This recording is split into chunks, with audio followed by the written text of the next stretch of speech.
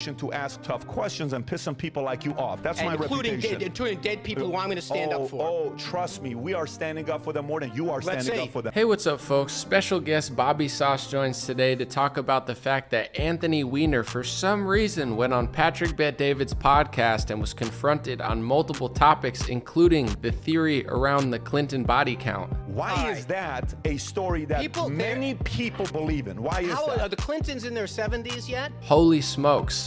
We're going to react to that, and also Mayor Eric Adams saying that they've reached full capacity for illegal immigration. We stated several months ago that we have reached full capacity. And that full capacity was verbalized, and now New York is just going to be visually actualized. I don't want to keep you guys waiting. Dream Rare Podcast starts now. It's the Dream Rare Podcast. Welcome to the show. The way to get the news at the desk or on the road. Let's go. God is great and success in our control. The world is crazy, but we get better from obstacles. What's going on, everybody? Welcome to today's episode of the Dream Rare Podcast. I'm here with special guest Bobby Sauce. Thanks for joining. My pleasure. Glad to be back. Yeah, so we're going to play this clip. It's a longer clip. I didn't want to get copyright stricken, but I did want to just show a gist of what happened. A few things happened on Patrick Bet-David's podcast.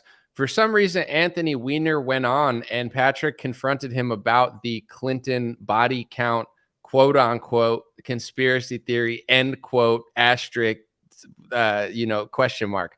Here it is, and then we'll respond to it. You better get back to that list because we're going to clear some people's names today. My question for you is that the reputation that follows them as people close to them die. Why is that a story that many people believe in? How is it so many people close to them? Everybody dies. How is it so many? Suggesting? Okay. I'm asking the question. You're asking a bizarre question. Exactly.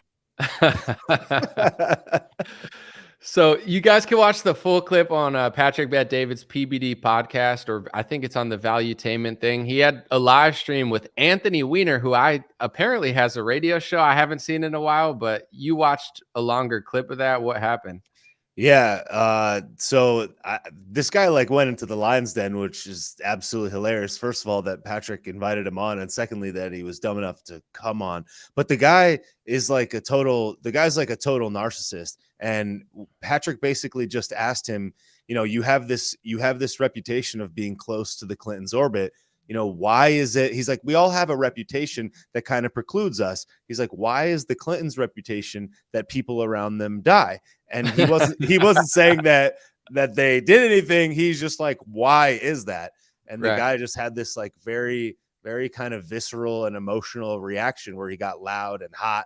And it's like, this Bill Clinton officiated his wedding. He was very close to him for many, many years. His wife was basically Hillary's right-hand woman for many years. And she actually said in this documentary that that if she had another daughter, it would be Huma Abedin, which is his wife. So it's like she was basically a family member. And this guy was in their orbit for many years and is also a scumbag and was scumbag adjacent. So basically Patrick was like, if anybody was to be able to answer this question, it would be you, and your reputation is garbage. So I believe there's some dirt there. And then he reacted like that. It seems like people like Anthony Weiner, now I call it like the Hunter Biden hubris. The joke is on us, because no matter what Hunter Biden does, it doesn't matter if all his teeth are there or he has no teeth. It doesn't matter if it's coke, crack, weed. I saw a picture of apparently his lawyer smoking a bong outside of the window, off the street when he was there, allegedly. It's like Hunter doesn't care because the joke is on everyone else. It doesn't matter what he does. Nothing ever happens, and he gets a slap on the wrist. So it feels like Anthony Weiner has that kind of the way people have FU money, he has FU power, where he's like, you can know everything about me. It's not going to change. I'm still out here. I'm still on a radio show. I'll still yell at you.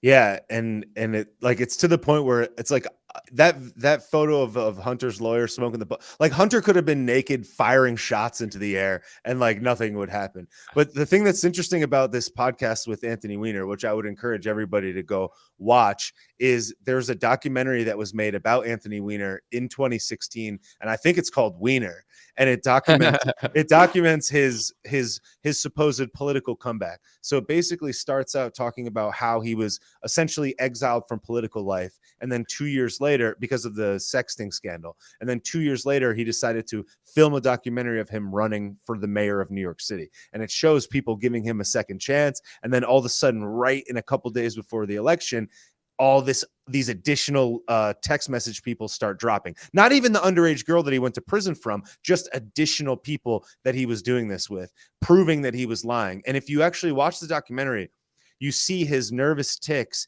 and his behavior when they're calling him out on things that are actually really happening that he's lying through his teeth about. And only the people watching the documentary know it, but you see him do press hits. And if you watch what he did with Patrick, he has the exact same emotional reactions, the exact same tics, the exact same cues that he had in the documentary when he was lying straight up. So it's very telling about this if you watch that documentary as well, and you see like what he's really hiding. It's very, very weird. Interesting. Patrick's bold, man, because he's like, I'm here to piss people like you off, and I'm like, eesh, Anthony Weiner does not look looks upset. He does not look happy, and it's crazy that he did that. And apparently, I guess I'm living under a rock, or I live on the internet and I don't really listen to radio. But Anthony Weiner has a radio show.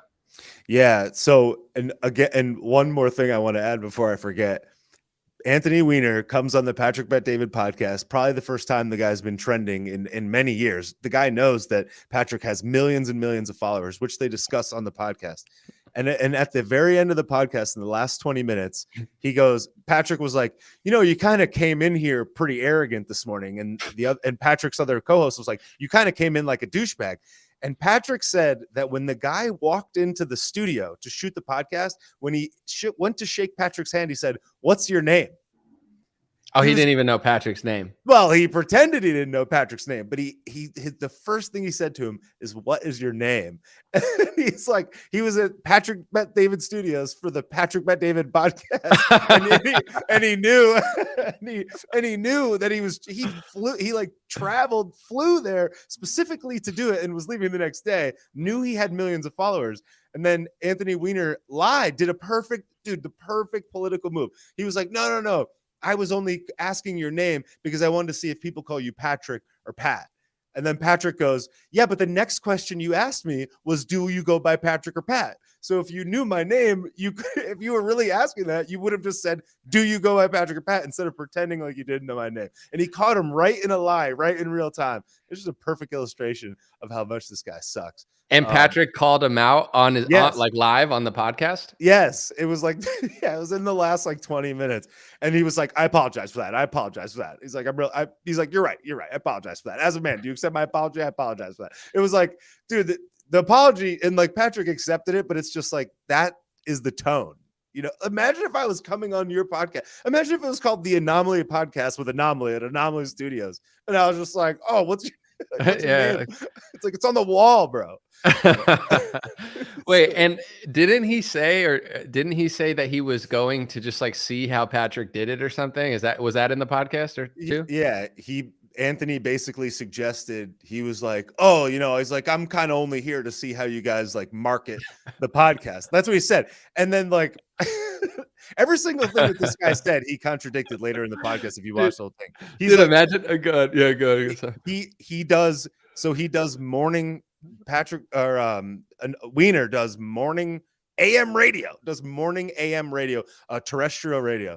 And he's like, "Oh, I'm only here to see how you guys market it." And they go, "Are you on YouTube?" And he's like, nah, I don't do YouTube. They're like, "You don't have a YouTube, dude?" It's like, you're not trying to see how we're marketing this.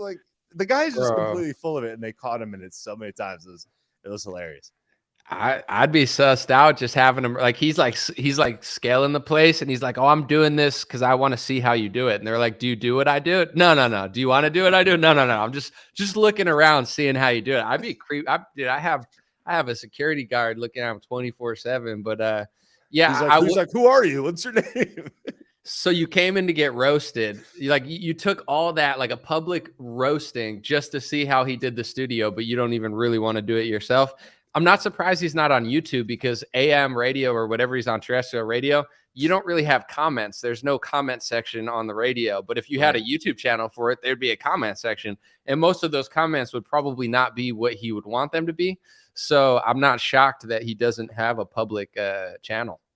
He said that it was because he wants to sell ads on the AM radio, and he doesn't want to reduce the ad buys and reduce the revenues that get generated through the AM radio station by like fragmenting the audience across all these other things, which is like fair. But at the same time, it's like, why is the guy doing it? Right. It's like, he's a pure narcissist, like through and through. The guy like is willing to lie, is willing to get caught in a lie again, and then come back again and act like he has the moral high ground to suggest that Patrick is bad for asking a question when he's out here going to prison for sexting like a 16-year-old. It's like the guy sucks, like pure and simple.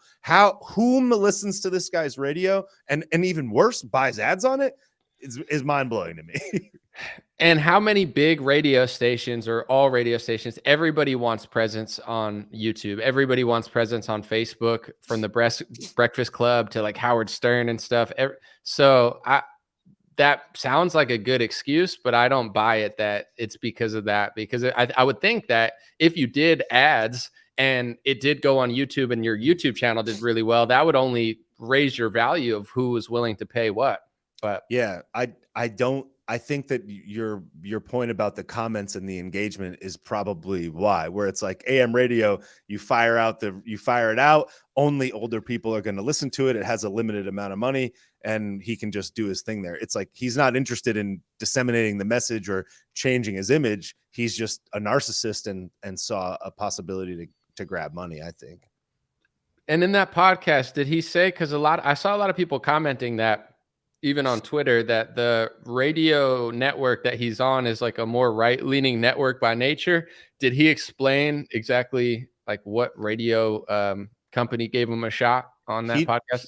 He just said that that the radio station was started by John Catsimatidis, I believe is how you pronounce his last name, who was a guy that grew up in New York, started a chain of grocery stores, and is very involved in political happenings up there, and specifically Republican happenings. And I guess they're trying to make it a kind of like a center-right type of radio station. But on the podcast, Anthony said that he's basically the only thing that's left. And I think that's actually kind of funny, because it's like, yeah, we're center right because we have a guy on the left, and they have like the literal worst person on the left imaginable. So I think that's good strategically.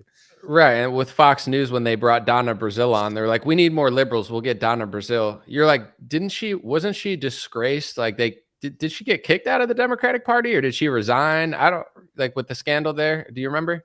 I don't remember, but I remember them like disowning her when she decided to go over there. It's basically like having like Dylan Mulvaney be like your guest host on Fox, basically, to balance it out. It's like, let's get the worst possible representation. Right. I don't know, if you had to choose Dylan Mulvaney or Anthony Weiner to like balance out your political spectrum, who would you choose? I would honestly choose Dylan Mulvaney, to be completely honest with you, because at the very least, this person like seems like a happy, generally like a happy person, and not like a completely creepazoid weirdo. And here's the thing, it's like Dylan Mulvaney may be a creepazoid weirdo, but Anthony Weiner is a proven creepazoid weirdo, like imprisoned sex offender, creepazoid scumbag. So I would take the not sure if it's a scumbag over the definite scumbag for sure. Patrick is really good at getting left-wing people on the show. I think it's because he's got a really like interesting past. He's not Ben Shapiro. He's not as well known for being just conservative. He's a businessman. I think he's a minority owner in the Yankees now. So I remember when Neil deGrasse Tyson went on his show and just got lit up. And Neil even went on Dale Bigtree's show, which I was impressed with. But I think some people walk into it thinking, well, this guy's different. But although Patrick's maybe not as well known for being a Republican, I think he asked better questions than a lot of other podcasts. So they think they're going to get softballed and get some sort of like normie guy. but Patrick seems to always be excited to have him there and really doesn't have any fear. I think with someone like Anthony Weiner that's that well connected, when he gets mad, like there's certain people that just creep me out, like him and the Podesta. Like, you know, they're like, I'm mad. Like he's like, I'm getting mad. I'm like, whoa, whoa, whoa. You know, Yeah. it's like, but Patrick doesn't care at all. He's like, okay, that's what I do. Deal with it. It's like, whoa.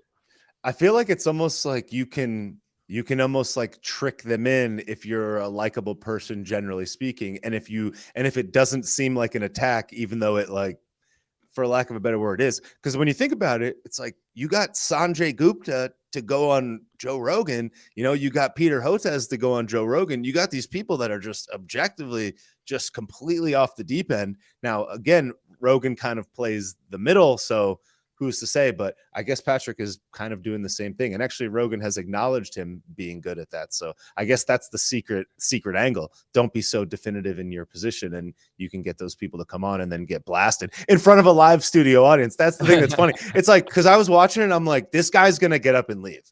Like, you got to, if you're that upset and you really think it's that offensive, you would just dip. What do you need it for? It's not like he's paying you. I mean, I would assume he's not paying you, but it's like you would just leave. You would get up and leave. But it's like there's all these people there. You're in the guy's building. You're in the Patrick Bet-David building. It's like, so good on him for not leaving. But yeah, I don't want to give him like full blown respect, but there's to go in front of a live audience and shoot a podcast, knowing what you did, pretty wild. Someone wrote, I want to a super chat. Thank you, the Debster, for the super chat. Someone wrote, I watched your stream rare link of the PBD podcast. I want my 17 minutes back. Garbage, in my opinion. Well, you know, I don't know if I agree, but thanks for clicking on streamrare.com. That's me and Bobby's website. So, you know, Bobby wrote an article about the Clinton body count conspiracy theory confrontations, so to speak. And thank you for clicking on it and watching it. Yeah, I mean, all we did was share a segment of the show that was particularly spicy. So it's not really our fault. It's like, if you clicked on it, what did you think was going to well, no, they just said they watched it and they didn't like it. I mean, I honestly, I didn't watch the full 17 minutes. That's why I brought Bobby on, because he's a little more knowledgeable about it. But no, I don't think they're mad at our site. It's just they didn't like the clip. As long as you like me and Bobby, that's fine. You know, then we don't care. Like, didn't like the clip, like didn't like what the guy said, or didn't like that, or just didn't want to see it. Because it's like, it's not like we were like 17 minutes of, you know, of cute dogs, and it's just like Weiner going nuts. Well, that's entertainment, though. It's like, you know, someone could watch a movie and not like it. So maybe they didn't like it because of Anthony Weiner. Maybe they just don't like Patrick's podcast. But you know, to each their own. As long as you write a 5-star review about how dazzling me and Bobby are, then we'll forgive you. But yeah. Now, you could think what you want. So the second star I want to get into real quick is Mayor Eric Adams. He's now a poet. I'll call him Eric Edgar Allan Poe, or Eric Allan Poe. I'm trying to think of a funny way to put that, but he says, you know, the cup doth runneth over with illegal immigrants, and he just has no more capacity. We stated several months ago that we have reached full capacity. And that full capacity was verbalized, and now New York is just going to be visually actualized. We're going to see how much of our cup has basically runneth over. We have no more room in the city, and we need help. Someone said Eric Adam Poe. Exactly. There you go. Doth runneth over with illegals. We have no more room. Send them back or get them out of here. Yeah. I don't think that's how the cup runneth over like phrase is supposed to work. I think it's supposed to be like an abundance of good. But it's just funny. I find it very funny how these politicians are so slippery and slimy with the doublespeak. It's like, you told them to come. Everybody, any person with even the slightest bit of rational understanding knows that you guys are already struggling for a multitude of reasons, and you're just going to welcome all of these people in, not only welcome in, but encourage them in, and then get all of the good boy points and the theoretical morality points for doing so, and then make this like sad press conference where you're scratching your arm and showing your nervous tell because you know you're full of it, just like Weiner. It's like he's like scratching his arm like a kid would do if they were telling a lie. Right. And I think everybody knows, including the voters, like I would think at least 90%, like if you asked average people on the street or voters, which party wants to curb illegal immigration? It's the Republican Party. Which party welcomes them in? Which party is open arms? Which party wants to tear down the wall like Beto O'Rourke? it's the Democrats. So this idea that he's like, that we don't have the space. Yeah, of course you don't. But like, what do you think is happening in Arizona and Texas? And although I understand why people say, why are they sending them to New York? Why are they sending them to Martha's Vineyard? Why don't they just send them back? The laws are prohibiting them from doing that. Well, I agree that they probably should. But the best part of them sending him to New York is now we get Eric Adams, who's Eric Adam Poe, saying that the cup doth runneth over. He has no room. And it's just exposing that, if it's that bad in New York, then I can't imagine how it is in Yuma and a lot of these border towns. Yeah, because, but that's because the only institution that can deport people is the federal government. So if they won't do it, a governor can't deport you, and really you wouldn't want a governor to have the power to deport you out of the country entirely. So right. It's a good thing, but they said with open arms, like, this is a sanctuary city, and it's like you can't collect all of the fake morality points and all of the good boy points and all of the votes and all of the admiration by saying that you're a sanctuary city, and then also get clapped by it and pretend like it's like you don't know where it's coming from. They do it because they value the political clout more than they value the execution of what's actually going to happen as a result. Because all of these politicians, for the most part, especially leftist ones, they're complete narcissists. And the only thing that they care about is being famous, having power, and getting rich. And Eric Adams is one of the worst, wearing his shiny shoes and smiling from ear to ear at the Met Gala and hobnobbing with people and trying to be their pal. It's like, do your job. You don't need to be like, you're not a celebrity. No one really likes you. They just like right. you. They just dislike you less than the next idiot that's running as well. And I think that most politicians are narcissists, but especially on the left, like we'll talk about the right in a second. I love to do that, as people know, but on the left, like at least on the right, it's easier to fake and pretend because there's actually some pretty solid, like sensible things that you could kind of grasp and you're like, oh, that makes sense. That's like basic common sense. But on the left, they're so dishonest in the modern era. Like Bill Clinton would be considered a far right extremist if he came out and acted like every Democrat used to act in the 1990s. They weren't that fake back then. They just weren't. Now you have to be a narcissist to be Gavin Newsom. Like you got to know that, it's trying to find Temecula and send them like children gay books and stuff, like acting like that's free speech. Like he doesn't know what he thought 7 years ago. They don't know how a border wall works. They don't know how immigration works. Of course they know. They all know. Eric Adams knows. Gavin Newsom knows. You could see it in his glassy villain eyes that he's not like, he's like an empty soul, just kind of like mocking himself as he's speaking, like he knows exactly what he's doing.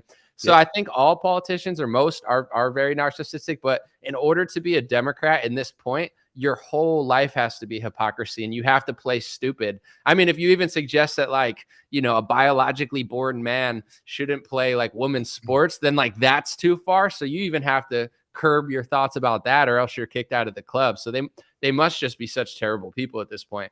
Yeah. Well, I think what they've realized, it's like the free market, love it or hate it, but the politics is the free market just the same way. It's like they have realized that politics is nothing more than marketing and branding. It's not about execution. It's not about the product. It's like buying a product off the internet with no return policy. It's like by the time it gets to your house, if it tastes like shit, you're stuck. You're out of options. What they do is they are like, they know that as long as they can win marketing and branding wise, it doesn't matter what actually happens, so long as you can convince them in the public eye that you have done more good things than bad. So they don't care what actually happens. All they care is that they have more things that look good than don't. And it's a pure marketing game, I think, at this point.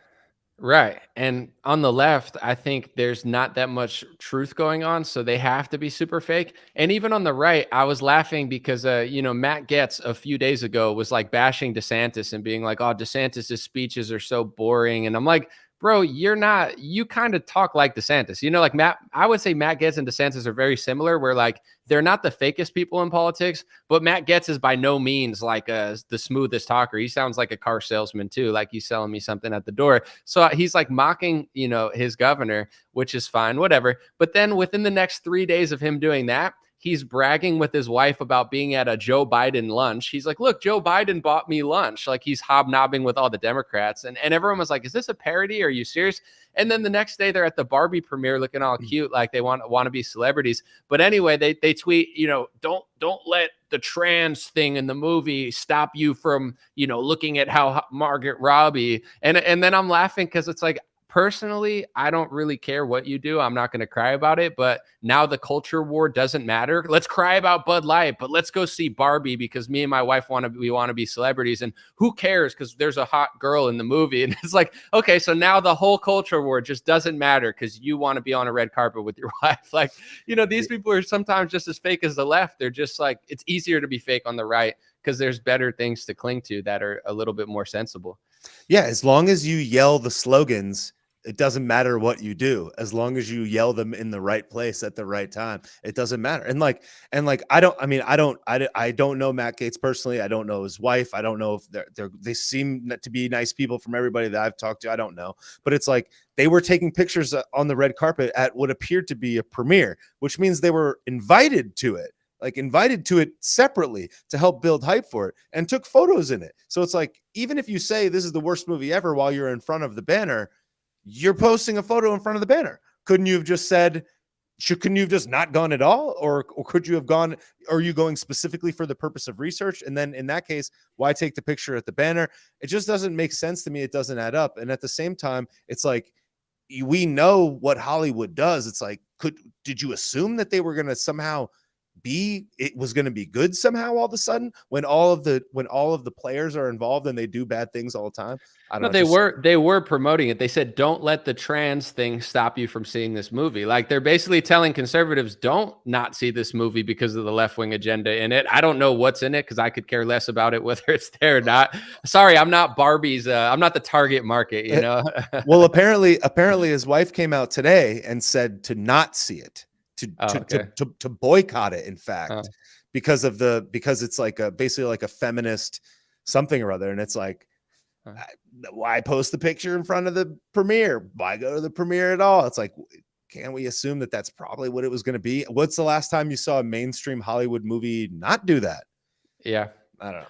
Yeah, it's just pretty funny. But yeah, I saw them say that not like, don't let that stop you, but maybe now they flip-flopped on it with the slogan thing. I want to read a tweet from Vivek Ramaswamy, and then I said something pretty funny. He said, truth, God is real. There are only two genders. Human flourishing requires fossil fuels. Number 4, reverse racism is racism. Number 5, an open border is no border. Number 6, parents determine the education of their gender. Number 7, the nuclear family is the greatest form. And I said, Chat GPT, can you list 7 phrases conservatives want to hear? And we'll cheer on a farmer bro who repeats them like a car salesman. Like straight up, you could get this into Chat GPT, just asks what 7 things are.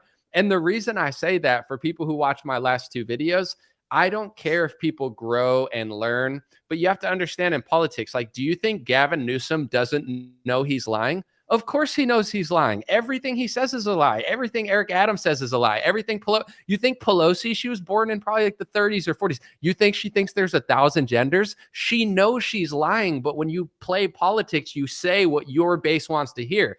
That's my interpretation of Vivek. I'm looking at who he was. He's a farmer bro. His company's doing deals with Pfizer. His data vent company was doing a COVID-19 database and doing NIH deals with the government. And then he's out here saying, I'm just so anti-government that I'm the right-wing Barack Obama. I'm so against the government that I was pro-mask even when the government was pro-mask. Like, dude, if you say I'm a farmer bro, I was wrong because I was just a normal fence-sitting farmer bro, and I was pro-mask, and I was shilling the vaccine like everyone else, and I've learned my lesson, I'm not that guy anymore, I would believe him. But if he says the reason I was doing it is I'm just so libertarian, he's lying, just like Gavin Newsom's lying. It's just easier to lie to right-wingers because you just have to Chat GPT 7 phrases. I'm not doing it to hate him. I just don't believe him. I don't. I think he's the Gavin Newsom, Barack Obama of the right, just saying exactly what you want to hear, knowing damn well he doesn't really connect to it like he's saying. Yeah, no, I agree with that assessment as well. And it's unfortunate because, again, it's like they all understand that it is nothing more than marketing and branding. And that if you say something, the amount of time that it takes for somebody to discover the truth in that statement is effort that the majority of people don't want to make. So what I think people do is they see what they say, then they take that message and they fire it off to people in their immediate social circle to see how they react. If they contest them on it, they're like, I don't know. And maybe they want to learn, maybe they don't. But if they agree with them, maybe because they don't know either, then you just get this self-fulfilling loop of everyone being like, yeah, he is a good candidate. I saw that he's doing well. He said this. It's like, right. But did you look into that? And then on top of it, it's like, if you give him the pass for this thing, then why are you going to criticize X, Y, or Z candidate for doing the exact same thing? It's like no one is holding anybody to account because they don't want to do the research. What I've been realizing lately is that almost everybody, for the most part, is completely dictated to by independent journalists, small journalists, or some messaging platform. And so few people are actually doing the research. And if they are doing it, they realize the consequences of telling people their true opinions because people will pile on them that also didn't do the research. Yeah, now that they know that people want outsiders, insiders are pretending to be outsiders. Yeah. I've been saying that. And, I would say, like Clinton was very smooth, right? George Bush was somewhat smooth. Obama was very smooth. That's why I call Vivek the right-wing Obama, because Obama could say he's for gun control, but make a Second Amendment enthusiast agree with them. Because I remember I was never anti-gun, but Obama kind of tricked me into being like, oh no, those ones are a little crazy. And, because he's just so smooth with it. So the thing with the right is I think everybody saw Trump when he came out and said, finally, here's a guy that's not going to take their money. Finally, here's a guy who's not just lying to us and saying it. Like, because remember, Hillary was the flip-flopper and nobody trusted politicians because everybody knew a politician would tell you one thing and then do the opposite, right? That was like the whole stereotype.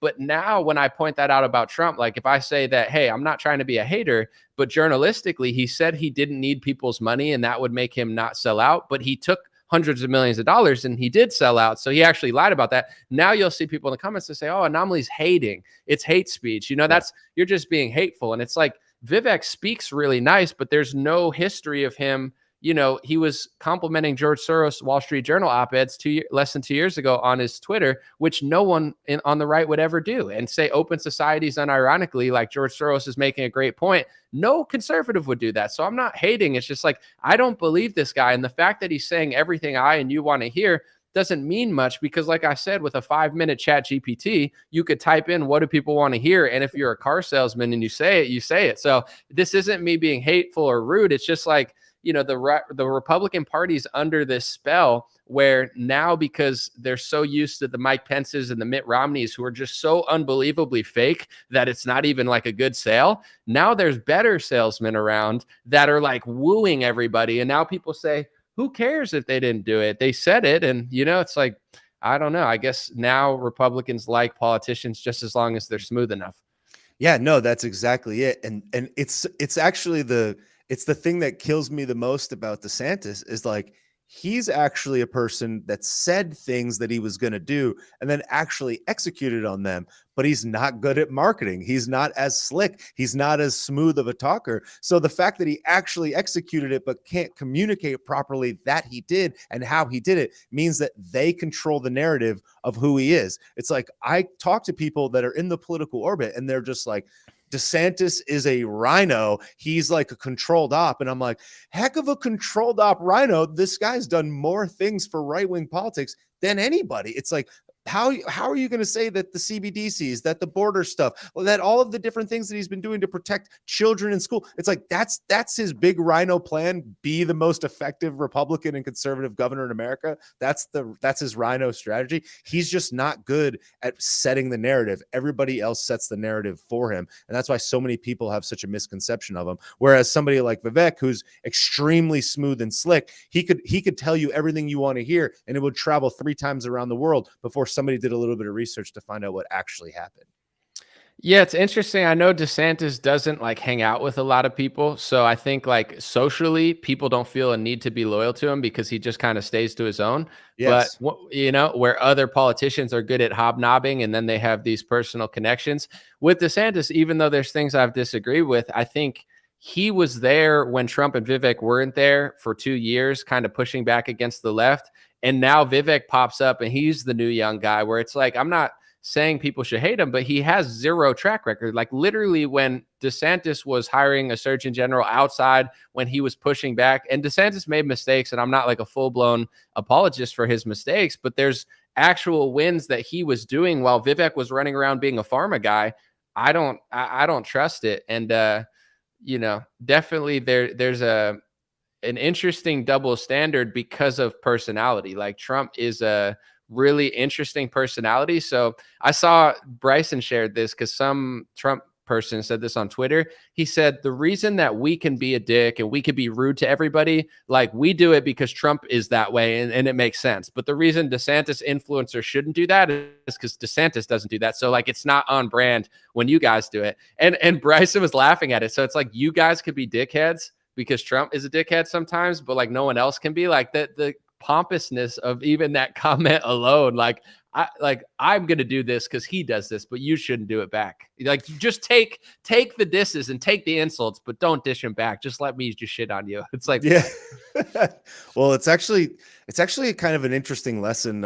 I watched this documentary about Martin Shkreli, and they were like Martin Shkreli, the pharma bro that was like the most hated pharmaceutical guy in the world, basically, because he raised the price of this like AIDS drug or something by 1,000%. And he's like, you guys hate me for doing the exact same thing that everybody else does. I'm just a face to the name. I'm just a face to the action. But one thing that I thought was interesting about him is he's like, once I realized that everybody thought I was the villain, I just became the villain.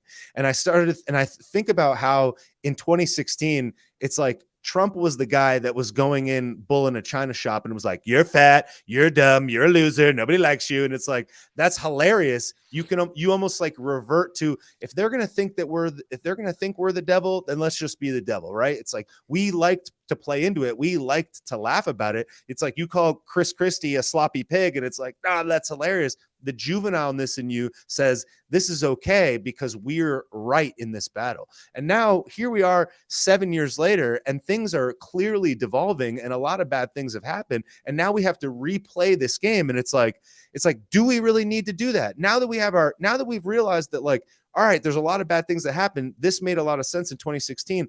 Are we really going to run that same play, knowing that friends of mine that have young children are like, don't you think it's interesting that if Donald Trump calls somebody a fat sloppy pig on TV, that I have to tell my 8-year-old, you don't do that because that's not nice. You shouldn't behave this way. But that's the leader of the free world. It's not a good look. And in 2016, I think all of us got wrapped into it because we were so sick of everything. It's like, all right, well, now we have a chance to really reform it. More people are paying attention than at any point, certainly in my lifetime. It's like, now we actually have a chance to change it. I wish people didn't keep running the old playbook. I think that there's something to be said about changing that. And I think there's another angle of that I want to add. Like one, you know, at the end of the day, no matter how much you like it or people that like them like it, there is like a, you know, do enough people like this? Can we win? I guess technically you can because Biden's half dead. But at the same time, my angle of it, which is slightly different, is like, okay, say you're calling Chris Christie a fat pig and sloppy and stuff. Do you really not like Chris Christie? And did you really push him to the side? And this is why I think Trump's a fake, is because he was calling Chris Christie fat and sloppy in 2016. But Chris Christie said that he offered him the chief of staff position. And Chris Christie said, if I'm a snake, either Trump is lying to you or he's stupid. Because if I'm truly a snake, then why would he hire me? If he tried to hire me, then Trump is lying. He either doesn't think I'm a snake or he does think I'm a snake and he's an idiot. And it's like, you hear Chris Christie in the interview, or I'm sorry, you hear Donald Trump in the interview. He said he hired Christopher Wray because he took Chris Christie's advice. And he said he always takes Christie, or I often take Chris Christie's advice. There's nothing wrong with that. So outside of like the, you know, what kids think and how it's not the man you want to be, which you're not wrong about. I understand that that's some people's angle. My angle to other people who say I don't care, it's like the part that I care about the most is the fact that it's all fake. You know what I'm saying? If you call someone a name, but then you let them hire your FBI director, who's the fool? Them or you? They're dog walking you, you know? So I think that's the angle that I've started to see and I've been trying to point out. But like you said, with DeSantis and Trump, there is an element of like, how cool are you? How likable are you? How marketable are you? And are you able to get over the mudslinging? And, you know, it's a long race, but right now it seems like the mudslinging and the Pharma Bro car salesman pitch is, you know, at least temporarily capturing people's attention. Yeah. I mean, I think that people, I wish that people could stay focused on the thing that really matters. Cause it's like, to me, it really is as simple as this. Sometimes the problems are complicated and the solutions are simple. It's like, who is going to win in the general election? It's the only question that really matters. It's not who's necessarily the best Republican candidate. Who do I like the most? It's who is going to win in the general, because without that, nothing matters. So it's like, if you were to say that Trump was to go up against Biden, has he gained new support after pushing the magical potion for multiple years? Even though I understand that the other guys were good with it for a while, whatever. Let's say that they're all on the same page. It's like, did he not alienate some of his supporters by doing that? Did he not alienate some of his supporters with the stuff he said about Kayleigh McEnany and a number of other people that we liked and trusted because of him? It's like, has he gained or garnered any new support? And I think that is the greatest threat of all. But people get stuck in the weeds of what's going on now and forget that that's the only thing that really matters at the end of this. Is like, can you win the 11 to 15% of people that sit in the middle that are undecided? The Trumpers are going to vote for him no matter what. And like, I will too if he wins the primary, but I'm not the person that matters. There was this statistic I heard the other day on a podcast where it was like, in the last 1 day of polling in 2016, that this big percentage of voters went over to Trump on literally the last day. The undecided voters tilted his way. So it's like, in the same scenario, somebody's sitting at that ballot box. Do we really think that they're going to think about Donald Trump as free market, close the border, bring the troops home? Do we really think that that's what they're going to think? Because I think they're going to see Trump and they're going to be like, chaos is coming no matter what. And the policies will be outweighed by the potential chaos of the character. And as a result, they're going to take a Gavin Newsom or a Joe Biden or whoever just to simply avoid those things, leaving all of the policies and stuff out of it. I saw Joe Kennedy, the Republican. He said on Fox the other day that he thought that Democrats were like elevating Trump to basically strengthen him in the Republican primary, but weaken him in the general. And if you look at the way the dates signed up, when he's going to court, etc., it makes it guaranteed that the entire narrative around the Republican Party is Trump's the victim, Trump's the hero. And then as soon as he gets elected, then they start going with further court cases that makes him look bad in a general. I believe that. I've said it for months. And I'm not just aimlessly like just thinking this like it's some crazy theory. They used a Pied Piper strategy in 2016. All of that came out that they were elevating the candidates that they thought were easy to beat. So when I look at certain accounts I follow, I've seen so many of them say this, where they're like, the Democrats are so dumb. They don't even realize that this helps Trump in the primary. The Democrats are so dumb. They don't realize that this guarantees Trump the Republican nominee. You think they're that stupid? You really think with all the psychologists they have, all the social engineers, all the 100-year plan people on their side that they've been socially engineering society for 60 years, you think that they didn't know that would happen when they arrested him with the Alvin Bragg thing? Of course they did. They want him to be the front runner, knock everybody else out of the way, because they know that his brand is just so strong in the sense of like, it's hero or villain. He's known, you know what I'm saying? As far as some of the moves he's making, I think that Hunter and whatever his name is, Anthony Weiner, they kind of act like mob people, because they know that like whatever they do, they'll get away with. And you start to see on the right, Trump's kind of like the right-wing mob boss, where he's like Kim Reynolds. How dare you not endorse me? Sarah Huckabee Sanders, you're going to sit on the fence, girl? I made your whole career. Like, he's looking around, basically threatening everybody. And I've been told behind the scenes that, like, a lot of people they agree with me, but they don't want to say it because they're afraid of losing their sponsors and they're afraid of losing their social circles. I've said it, but now I'm getting confirmation that that's actually true. You know, I'm not going to name names. I'm going to be respectful, obviously, because I'm not that type of guy, but it's just like, people are frozen. Even if you were good to Trump, you always loved Trump, you were there for him every time, and you just say, let me wait 5 months and make my decision of who I like. Maybe I like Ron, maybe I like Trump, maybe I like Vivek, I like all of them or whatever. Trump is going around being like, screw you, you're a piece of garbage. It's like a mob game where he just basically wants everyone to fall in line. And I think, I don't know that attitude and lack of humility, I think that he's going to lose to Biden by a significant amount, because real quick, and then I'm going to pass it over, I really, truly think that his whole movement is a setup now, because if he loses, he's never going to take a percentage of accountability. He's not going to say, you know what, maybe I should have toned this down to get these people. Maybe I should have run better ads. Maybe I should have surrounded myself by better people. He's going to say it's stolen again. And then he's going to set up his supporters again. And then he's going to bail out, and give awards to Fauci and Kushner and Fauci, like he did on the last day of office. He gave awards to Kushner, Fauci, and General Milley. Like, the whole thing just seems like a setup. DeSantis is no angel. He's a politician. I don't fully trust him, but I think he beats Biden by 8 to 10 points. I think Trump loses. And when Trump loses, there's never going to be a reformation of the party to make us stronger. He's just going to keep driving us into the dirt. And I think if we lose this next election to Joe Biden, the entire movement's done. And I already think mentally they're done. When I talk to people, they sound like NPCs. They just say the same 3 or 4 Trump phrases on loop. They've been saying them for 3 years. And you say something outside of the Trump loop, and they look at you and they're like, are you a rhino? I'm like, I've been saying this since 2020, dude. It's like he's like a Trojan horse, just kind of like saying the same things. And when that election comes, he's not going to campaign to people on the fence. He's not going to try to pick up new voters. And he's not going to they asked him, they said, how are you going to get suburban women? And he starts rambling about the election. Bro, that doesn't answer the question. How the hell are you going to run a campaign if you don't even want to pick up voters? He's so arrogant. He doesn't think he has to. He's Hillary Clinton in 2016, looking around, demanding loyalty, becoming a worse version of himself, and he has no care because he doesn't have to.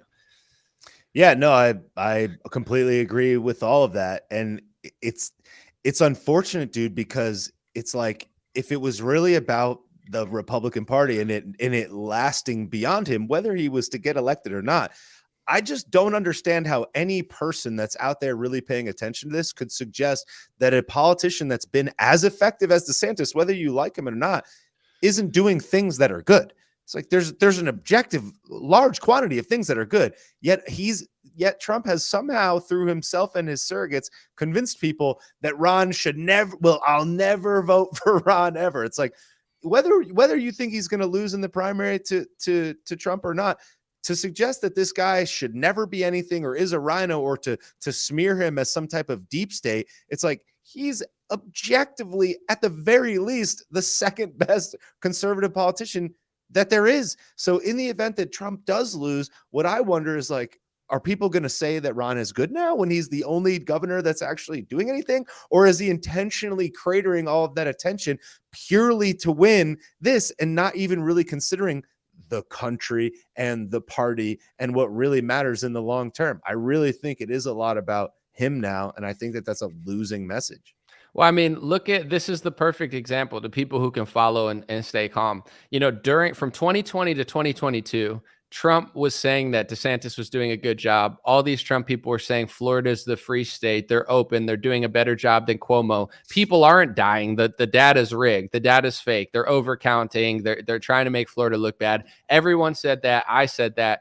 And then once DeSantis runs against Trump, I'm not asking Trump to get along with DeSantis, but now Trump starts becoming a gaslighting liberal. And now all of a sudden he says, well, he repeats like CNN and COVID stuff and be like, actually DeSantis' state killed more people than Cuomo, but this isn't even counting per capita. He says it's like one of the worst states. It's not counting per capita. He's not counting excess mortality. He's not considering the fact that they're using PCR tests and diagnosing everybody that dies as a death with COVID if they had COVID or the age. And there's like 10 different ways. I wrote articles about this, or I made videos about this for years, about how they're overcounting Florida. And for years, Trump agreed with me. And on a dime, his entire support base doesn't even realize that they turned into CNN because Trump turned into CNN. And that's the movement. It's like, it doesn't matter. Morality doesn't matter. Reason doesn't matter. Common sense doesn't matter. Logic doesn't matter. The truth doesn't matter. It's loyalty to Trump. It doesn't matter if Trump's wrong. If DeSantis says the vaccine saved 100 million lives,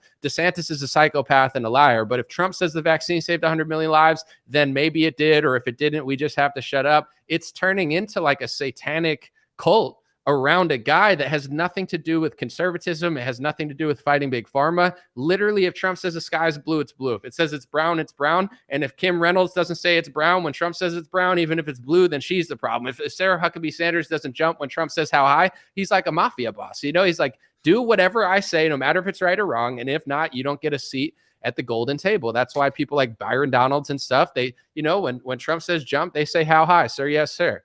And the other thing too is that objectively one of the most significant and important topics and subjects is election integrity.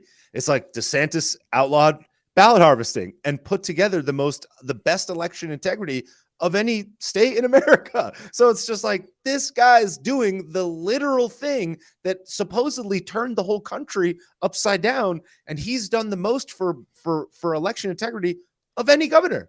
But he's a rhino now. But he's a rhino, and Florida sucks, and it's only because of the sun. It's like, all right, guys, I guess that's fine, I suppose. A couple months ago, I did 2 polls back to back. I said, who do you trust more? Who are you voting for? I can't remember the wording, but who are you voting for? Who do you trust more, Trump or DeSantis? And Trump won that poll. And then back to back, I said, who do you think would have done a better job governing Florida? Like if Trump governed Florida instead of DeSantis, Trump or DeSantis? Everyone voted, like majority said DeSantis did a better job than Trump could have ever done. And it's funny with Vivek, I could ask the same thing. If Vivek was the governor from 2020 to 2023, do you think he would have done a better job governing Florida based off his tweets and his takes and who he was? Or do you think everyone would think DeSantis did? While some would say he's not ready for the national stage, which may be true depending how you look at it. Really, how I look at it is like that shows who do you think is a better leader? Who do you think actually executes and signs the bills? And everybody thinks it's DeSantis, but you know, it's not about that to a lot of people. They don't care about who actually does stuff, who's a better leader, who's able to actually get the right things in at certain times. It's like a personality game. It's like, yeah, maybe like why, if Trump is such a great leader, why are people that are voting for Trump in the general saying that he would have done a worse job? Like 80% said, even the Trump supporters were saying that DeSantis makes a better governor than Trump. Why wouldn't Trump make such a great governor? If he's so great, it's easier to be governor than president. Why wouldn't he do a better job? You know, he wouldn't do a better job because just listen to how he talks and leads. He doesn't give a crap. It's not like he's really like, I'm banning central bank digital currencies, I'm going at the schools. He barely talks about what the kids stuff is doing in the schools. He talks about himself all the time. He barely talked about the mandates. He talked about his vaccine. Of course, he's not a better leader. And they both have flaws. I'm not saying don't like look into the things DeSantis does wrong, but I think everybody knows that, you know, the leadership would have been way worse if Trump was governor of Florida. And I don't believe that the country would have been worse if DeSantis was president over Trump in 2020. I think he would have done the same stuff, if not slightly better, in different categories. Well, the thing that's so messed up, man, and this is the thing that's so tough about like really being in the pocket and looking at all this stuff every day, all the time, is that even in the comments, like imagine the journey that a person would have to go to come to your content, right? And then to be here right now on a Friday afternoon watching this, right? That they really care, or at the very least, they're politically interested. And they're in the comments and they're just like, DeSantis is like uninteresting. And it's like, yeah, that's fine, because you're not hiring a friend. And like, so I've had employees that have worked for me in the past, and I hired people that I wanted to hang out with, which was a mistake. I should have hired people that could have effectively done the job. And the fact that they're grinding, hustling, working hard, and doing great things, I would have realized why I want to hang out with them, because they're the caliber of people that can help my organization grow. If I just took people I wanted to hang out with, which is what I did, they ultimately had to get fired, and it failed as a result. People are looking at DeSantis and saying, this guy's uninteresting. He's not charismatic. He's not fun to listen to. It's like, I agree with you, but those are solvable problems. And in my opinion, it's not nearly as important as the efficacy and the execution of what he's actually going to do.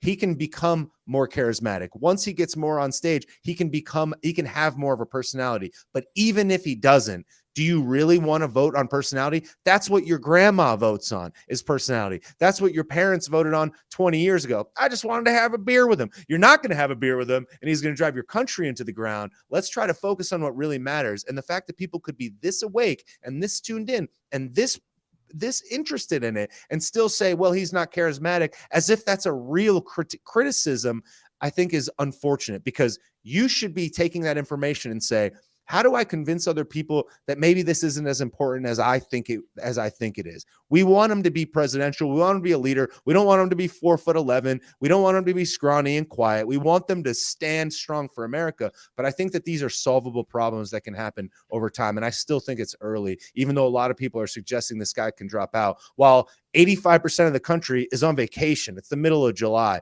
A lot of things are going to change when people start going back to school, money starts flowing, the internet starts cooking up again, when people start getting back on their computer. Everybody's in Santorini right now, so everybody should just be patient. Well, I think I don't know if DeSantis will ever get as many views as Trump on videos, but the thing is, like, Cardi B gets more views than Trump. She's not really president worthy. So I think that when you are on a stage, like, if you don't have the swag of Obama, and you're going to lose to him. So, I would love to see a debate between the two of them, because I think his style is different, but I would like to see how they mesh. I want to say this real quick, and I don't want to spend too much time on it, because it's one of these topics that when I give energy to it, it just gets weird. But, I think that in politics, like, telling an adult that Trump, RFK, or DeSantis aren't going to save their whole life is harder than telling a kid that the tooth fairy doesn't exist. Like, it's the kid will get mad at you for a couple minutes and then be like, I guess you're right. I guess that's the truth. Thank you for telling me. But, like, if you tell adults the truth about politicians, they get furious at you. And, I found out recently, because I like a lot of stuff RFK does, and I really don't want to talk about this, because with this sort of thing, they almost want me to talk about it a lot, because they want the attention and they want me to say something, because then they, like, freak out, and it's like they attract to it.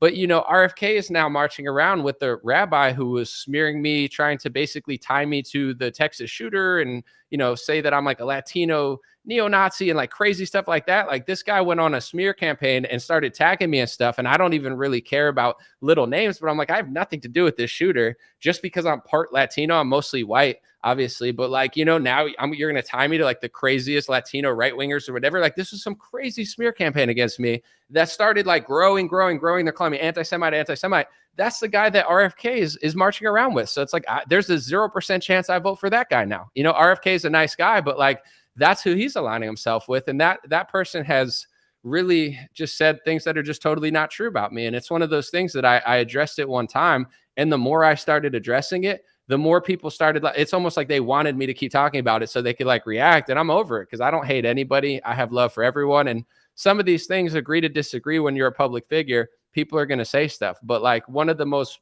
fake smear campaigns about me is now tied to that guy's campaign. So it's like with Trump and DeSantis, there's certain things that, like, none of them are going to do. They're all compromised to a certain extent. They're all going to play certain ball. Mm-hmm. And the reason they get away with it is because people don't care about values. Like, I actually like the fact, when it comes to DeSantis, I like the fact that people are willing to call him out. Like, Vivek came out and he's like, oh, that speech law in Israel is corrupt. And it's like, bro, Vivek is saying basically what, like, Nick Fuentes was saying 3 years ago. And it's like, is he really that guy? And I'm not saying you are Fuentes if you talk about that. That's not what I'm trying to say. It's just like Vivek saying that, and everyone's like, oh my gosh, Vivek's so real. Trump also passed an executive order, the same thing. Like, the same thing that DeSantis did, Trump also did. So why is he only talking about that one and not that one? It becomes this, like, game of, like, the politicians, they point there, you go there, you think DeSantis is a rhino, you think Trump's great, you think Vivek's better, blah, blah, blah. And that's the game, is they get you, like, woo-wooing over these people instead of standing firm and being like, hey, if I believe this about Florida in 2022 and nothing's changed,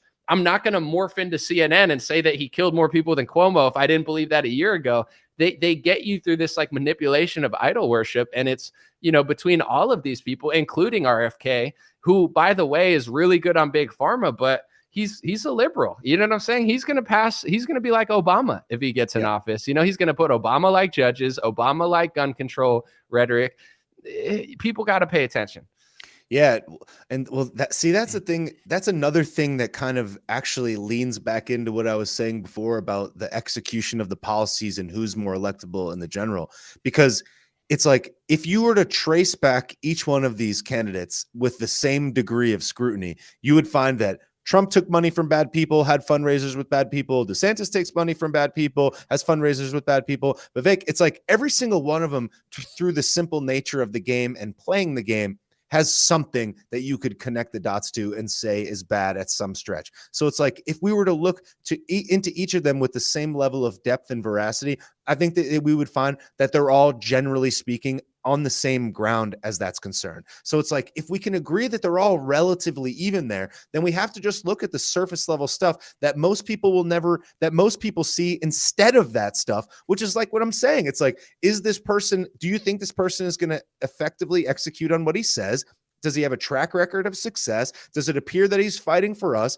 I think a huge point for DeSantis, whether people want to acknowledge it or not, is DeSantis can run for 2 terms. That's a considerable thing that people are trying to completely overlook. It's like this guy could be in there for 8 years, and there's something to be said about that. And I'm not saying that Trump is too old, but the guy's young, he's energetic, he's been effective, and it's like, again, what are people looking at from the outside in? It's like if you look at the character of Trump, what about the people that say, well, Ron DeSantis has 3 young children? There's something to be said about that and what that means to people. And I'm not saying that he's using them as pawns. I'm just saying this is real world stuff that people are really going to see out in the middle. And I would say 95% of people are not as tuned in as we are. And these are real questions that are going to go through their mind when they're sitting there trying to decide one or the other. And I think that needs to be some serious consideration about that.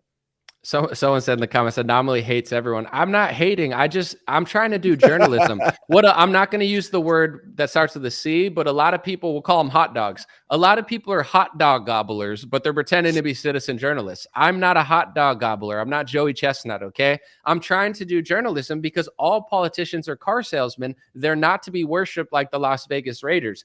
But what you were saying about DeSantis and Trump, the reason I do what I do and the reason I don't call out DeSantis that much right now, even though I've said a lot of stuff about him, is because the double standards are bothering the crap out of me. I never told people to fully trust DeSantis. I never told people to not look into his stuff. It's the fact that, like Bobby said, okay, if Trump takes hundreds of millions of dollars from donors and DeSantis takes $100 million from donors, but the entire MAGA and conservative base says, oh, I can't trust DeSantis because he takes donor money.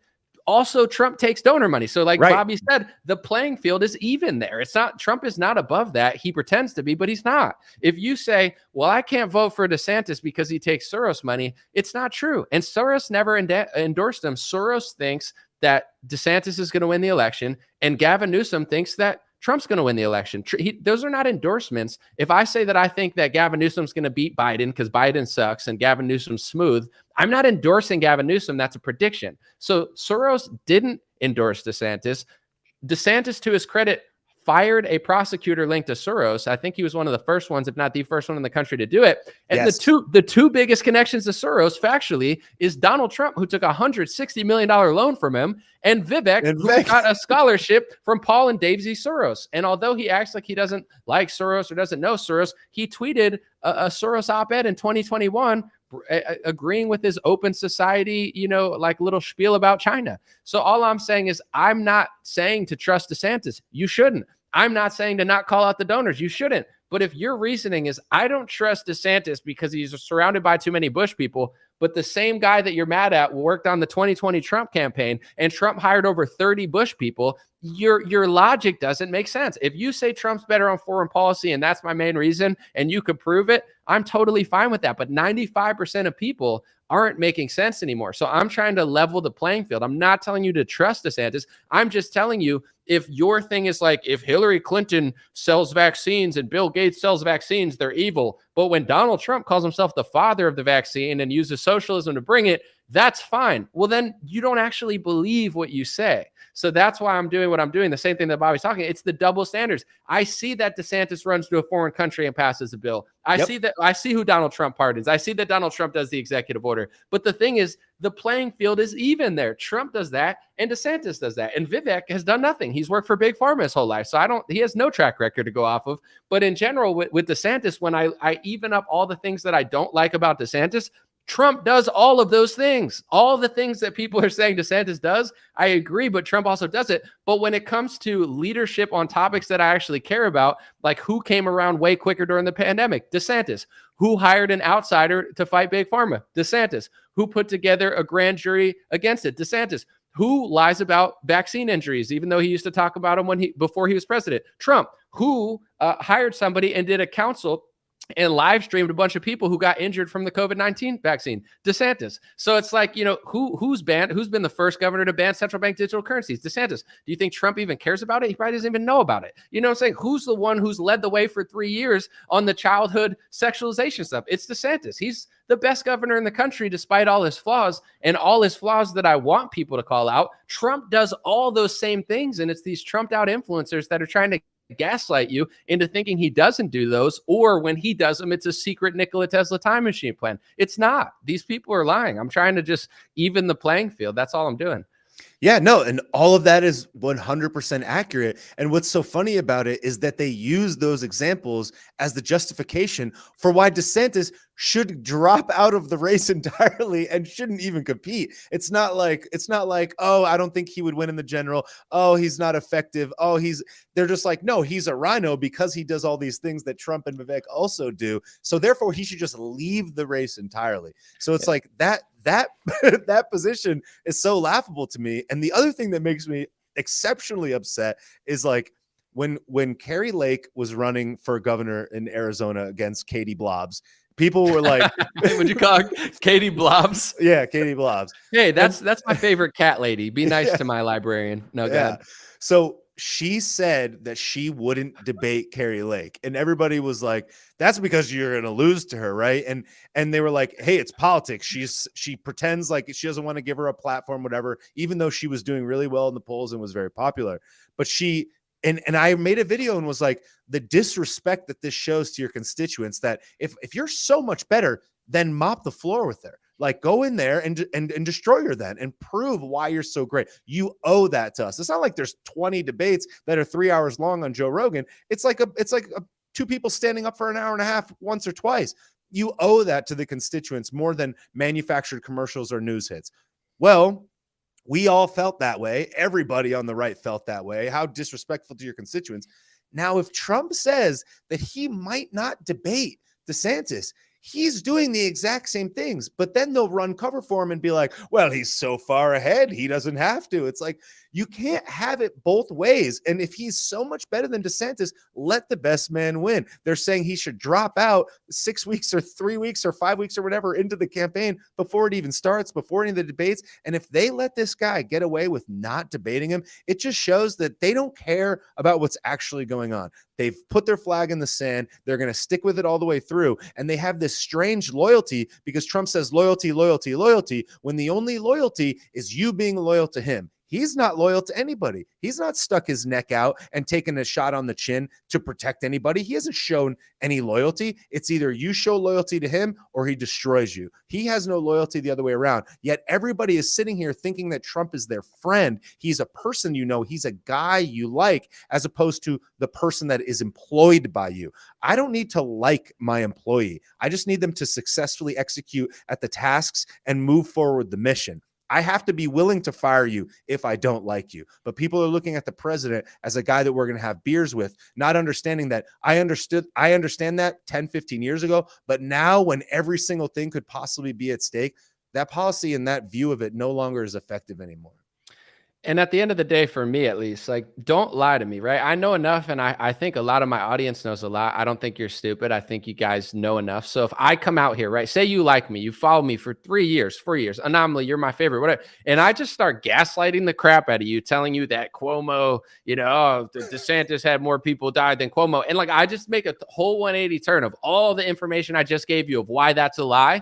I don't want you to agree with me just because you like me. I want you to be like, Anomaly, I like you as a person, but you're gaslighting the crap out of me. That's how I see the Trump and DeSantis campaign. Listen, I want to like Trump more than DeSantis. I always have liked Trump more than DeSantis. Trump's whole campaign is gaslighting. Literally, he's like taking stances he doesn't even believe about DeSantis to make him look bad. And when you listen to DeSantis, he could be a little boring or a little stale sometimes, but it, like the substance of what he's saying, he's not wrong. He's saying, you know, we printed too much money and that caused the inflation. It wasn't just Democrats, it was also Republicans. He's taking a libertarian Thomas Massey stance, which I've been saying before DeSantis ever said it. I've said that since 2020. I did a debate with Styx Hexenhammer, Satanic Symbol 666 or whatever, you know, and people cried then. It's like, I've been saying this stuff. So it's like, I don't trust a campaign that just has, if you're so much better than DeSantis, I don't care. Just tell the truth and out-truth them. Don't gaslight me and take Democrat stances on stuff.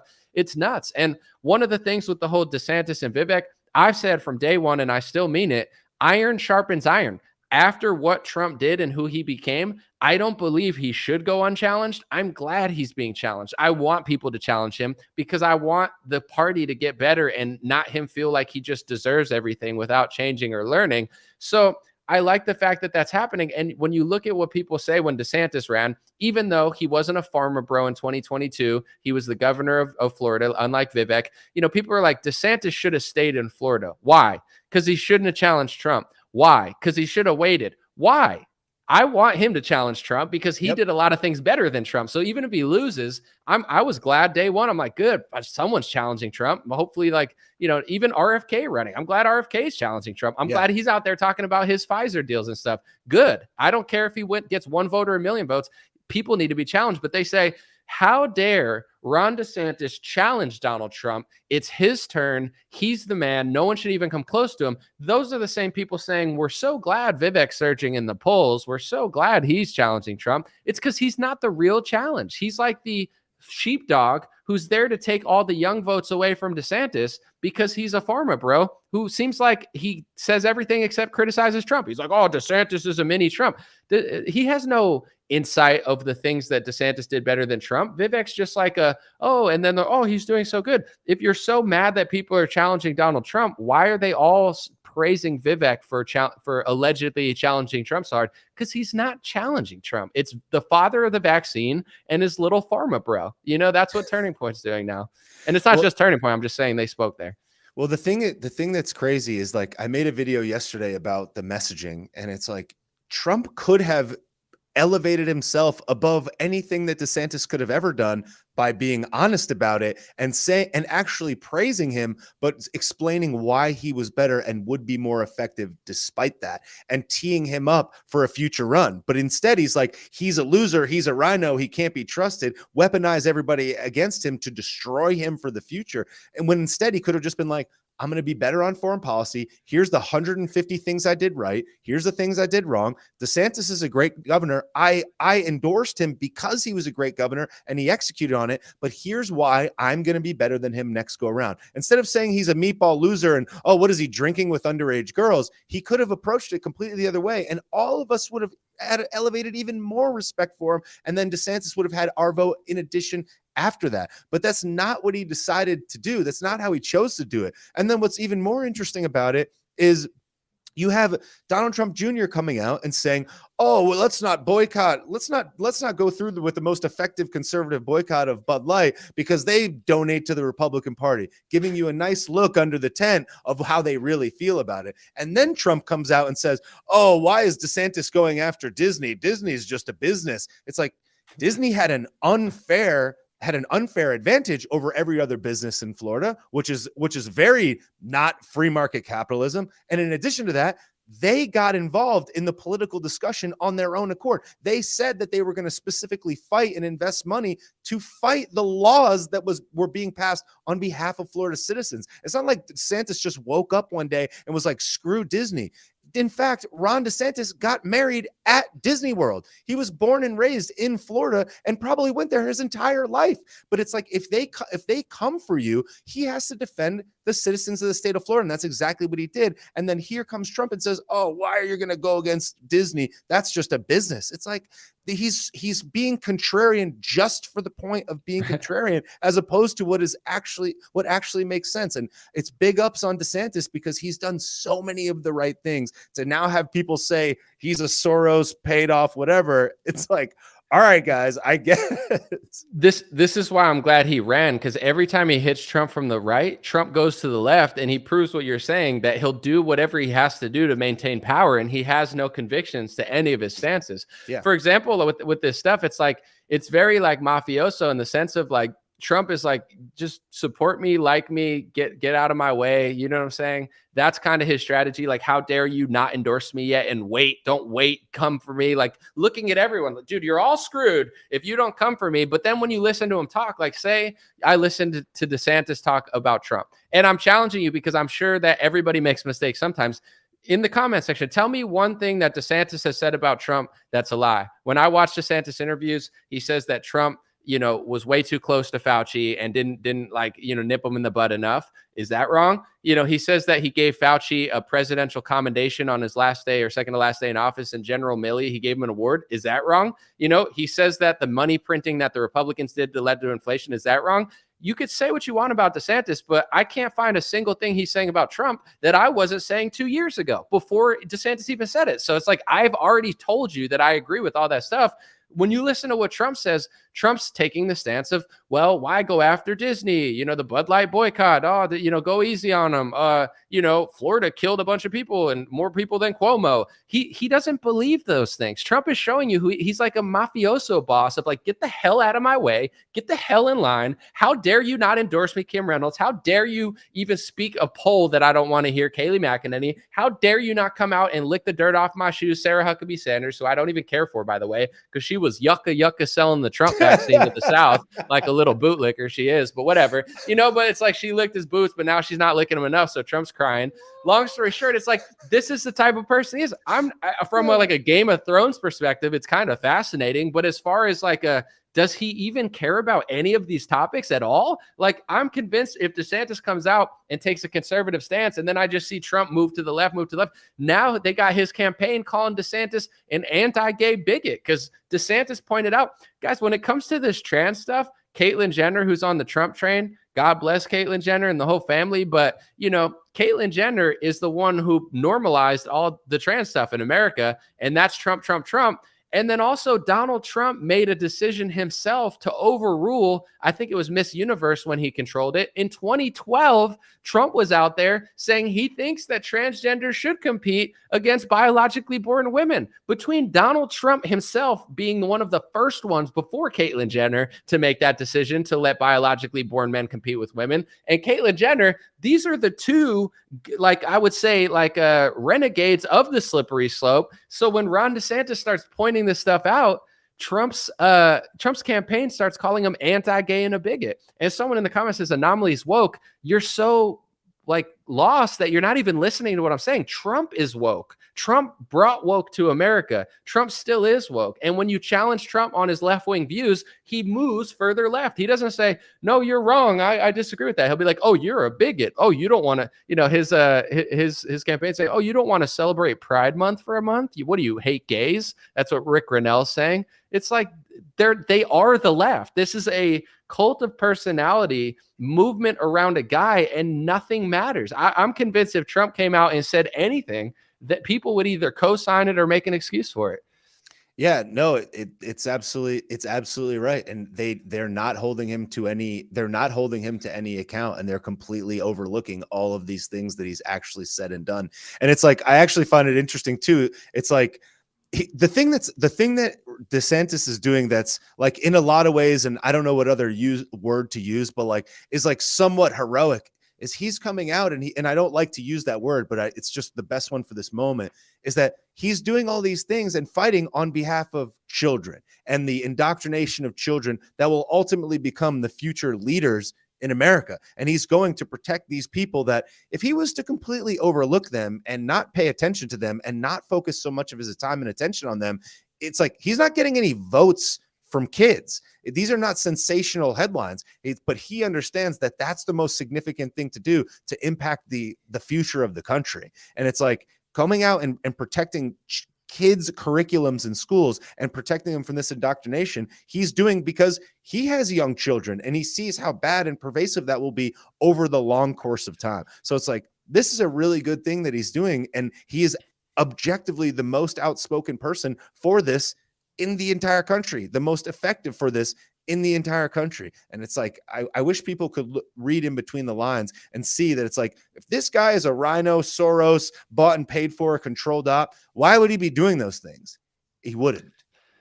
Yeah, I mean, I would say the Democrats, the reason they win everything is they control media, they control education, they control the slippery slope. So now when the Overton window moves so far, it doesn't even matter who you vote for because they've already implemented the agenda so far that now you have the Republican parties further left than Barack Obama was when he gets in office. So this is how they operate. And even with the central bank digital currency thing, that clip that I played in one of my things, he got real excited about it. And he said, I'm the first governor to ban it. And he starts talking about, here's how they do it. They might try executive order, but it would go to lawsuits. Like he's getting out ahead of this 5 years before they do it, which is how you actually beat it. But what Republicans usually do is just wait, let them destroy your kids. And then they complain that the world that they grew up in isn't Leave It to Beaver anymore. It's like, of course it's not, because you made a mistake for 30 years. So I think that one of those things he does. And you know, I would say I like Rand Paul too, who interestingly enough has not endorsed anybody. I feel like he might endorse DeSantis, but he hasn't endorsed anybody. The only endorsement out of anyone in Congress that I even slightly give two craps about was going to be Thomas Massie before he endorsed DeSantis. And I've said this for years because he was the one who saw through the pandemic. He was the one who saw through the CARES Act. He was the one who called it socialist. He was the one, day one, was never shilling the vaccine like even DeSantis was, to be honest. He was the realest one. So I was like, he's the only one in Congress who could say, I told you so, which he has time and time again. And when he came out and endorsed DeSantis, it's like, why? Because he feels that DeSantis is more libertarian. He feels that he actually will stand up against this stuff. It's not to say that he's perfect. It's not to say you should trust him. But if that guy isn't going for Trump, I think that's, and Trump apparently, after trying to kick Thomas Massie out of the party, actually endorsed him after he already beat the Trump candidate and then took credit for his endorsement.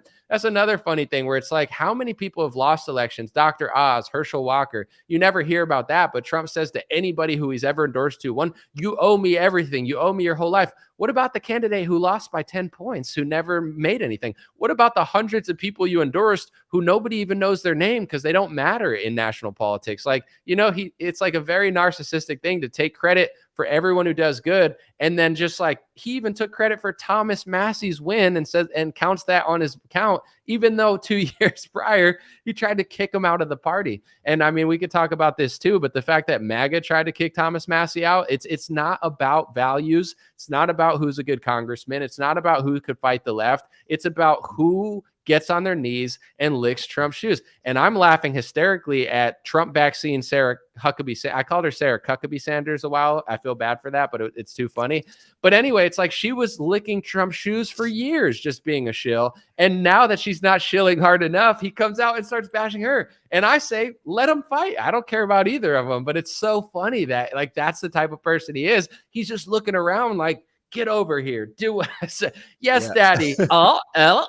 Lick the other shoe. Like that. You got people that are like, oh, Vivek sold the vaccine in 2021, and that's why you can't vote for him. Bro, you guys support Donald Trump, who calls himself the father of that vaccine. You can't possibly think that that's too far for Vivek, but not think that's that too far for Trump. I'm not saying to not call out Vivek, but these people are such hypocrites. Trump is like a mind control boss where he's turned the entire movement into like a fake hypocritical double standards movement. It's fascinating. Yeah, well, and the other thing too is you think about somebody like Kayleigh McEnany and how many people, specifically young women, looked up to Kayleigh McEnany. It's like this person did not exist. No one knew who she was. Trump says this is the best person for the job, and she objectively was. Executed on the task to the nth degree. Was the best White House press secretary in modern history, hands down. Sharp, witted, strong, on point, well articulated, just excellent all around. And she was a person that young women looked up to as a person to aspire to be. This is a person that's very successful. And it's like, she's in her 30s. It's not like this lady is like a seasoned veteran at age 45. Psaki, I think, has to be 10, 15 years older than she was. It's like, this was a person that a lot of young women and young people looked up to. And then supposedly she misquotes the wrong poll on TV one time. I heard it was the right poll too. It's just Trump didn't like the poll numbers. Yeah, and it's just like, and now, and not only does he just say like, hey, she misquoted the poll numbers, I don't appreciate it. Now you like go insult her and suggest that no one should even care, and she did it on purpose out of malice. It's like, do you know how much time this woman spent with him? It's like, imagine the betrayal that her and her family must feel seeing that from the most powerful person in the world to do that. Take all of the rest of the stuff out of it. Take all of the even playing field and all of the bad things out, and just look at like the individual treatment of an individual person. And I'm not here to cry about mean names, but it's like, you want to talk about loyalty? This woman was about as loyal as you could possibly get. And every person in America, every young person in America looked at her as something to aspire to. And it's like, oh, she sucks now. She's milquetoast, didn't spell it right. She's not a star. Yeah, she called her not a star. Yeah, she is the definition of a star, and has and I believe has a long and prosperous, successful career, where it's just like, we're not going to let you tell us that. And it's like, once you start to see the holes in who he comes after, you start to be like, wait a second. So is DeSantis really that bad? Is Kayleigh McEnany that bad? Who else is actually not that bad that he's been saying are bad? I just think that that clearly it's like scorched earth. It's only loyalty. Absolutely nothing matters. And no matter what he says and does, people just give him the pass and say, well, he had to do it because of this reason or another.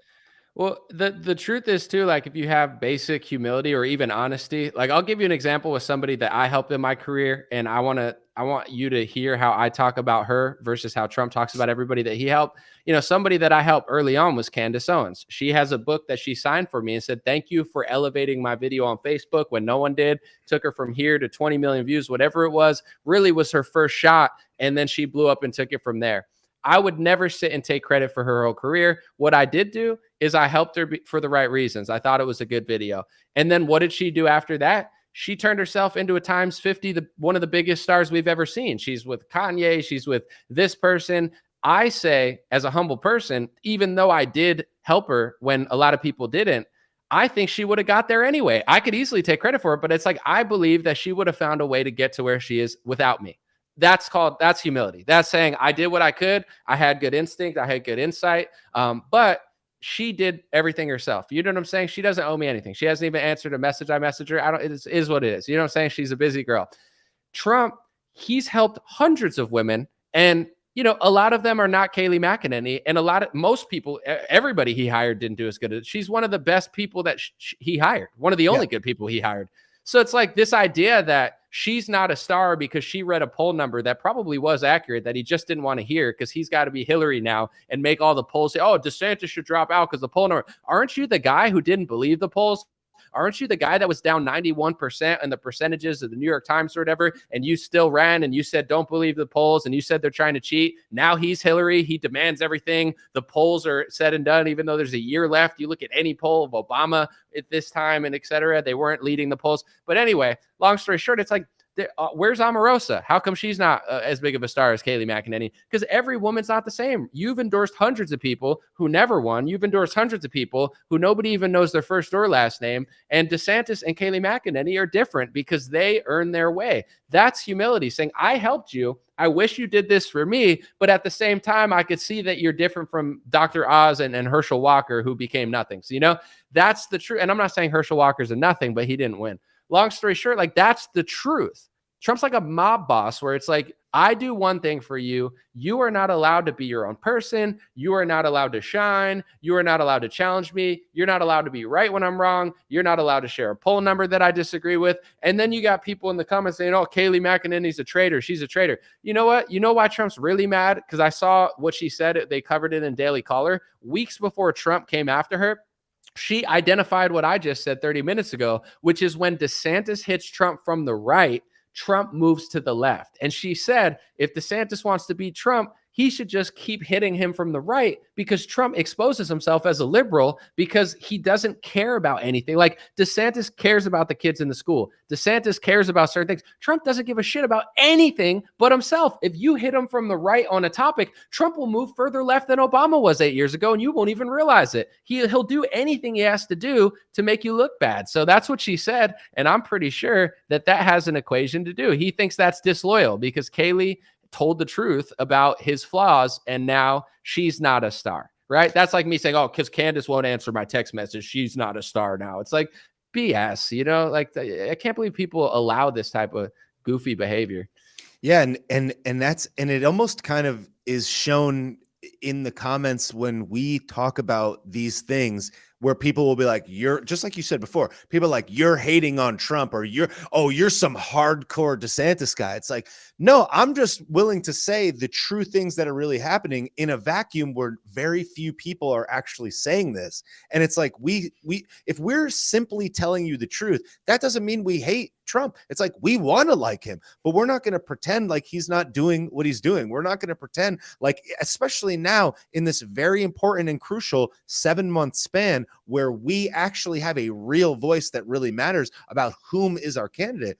We're not going to sit here and pretend like he didn't do all of these things that we're pointing out. We're simply telling the truth. If you feel like this is us hating and you're having an emotional reaction to it, it's because you don't want to hear the truth. You don't want to hear something that questions your already preconditioned belief that this is my guy no matter what. Because if you actually hear something that's counter to what your existing beliefs are, you understand that you now have to do the hard work to prove to yourself that he actually is the right person. And that involves work, and that involves time. And then you also might realize that he may not be. And if you realize that, you're now going to look at all these other people that get attacked for it or get commented on for it, and you're like, well, I don't want to be them. The easiest thing I could do is just be like, Trump 24, MAGA, build the wall. Let's build the wall. Everybody's a loser. Ron's a meatball, Soros, and just sit back, because that's the easiest position to hold in right-wing politics. We're just telling the truth,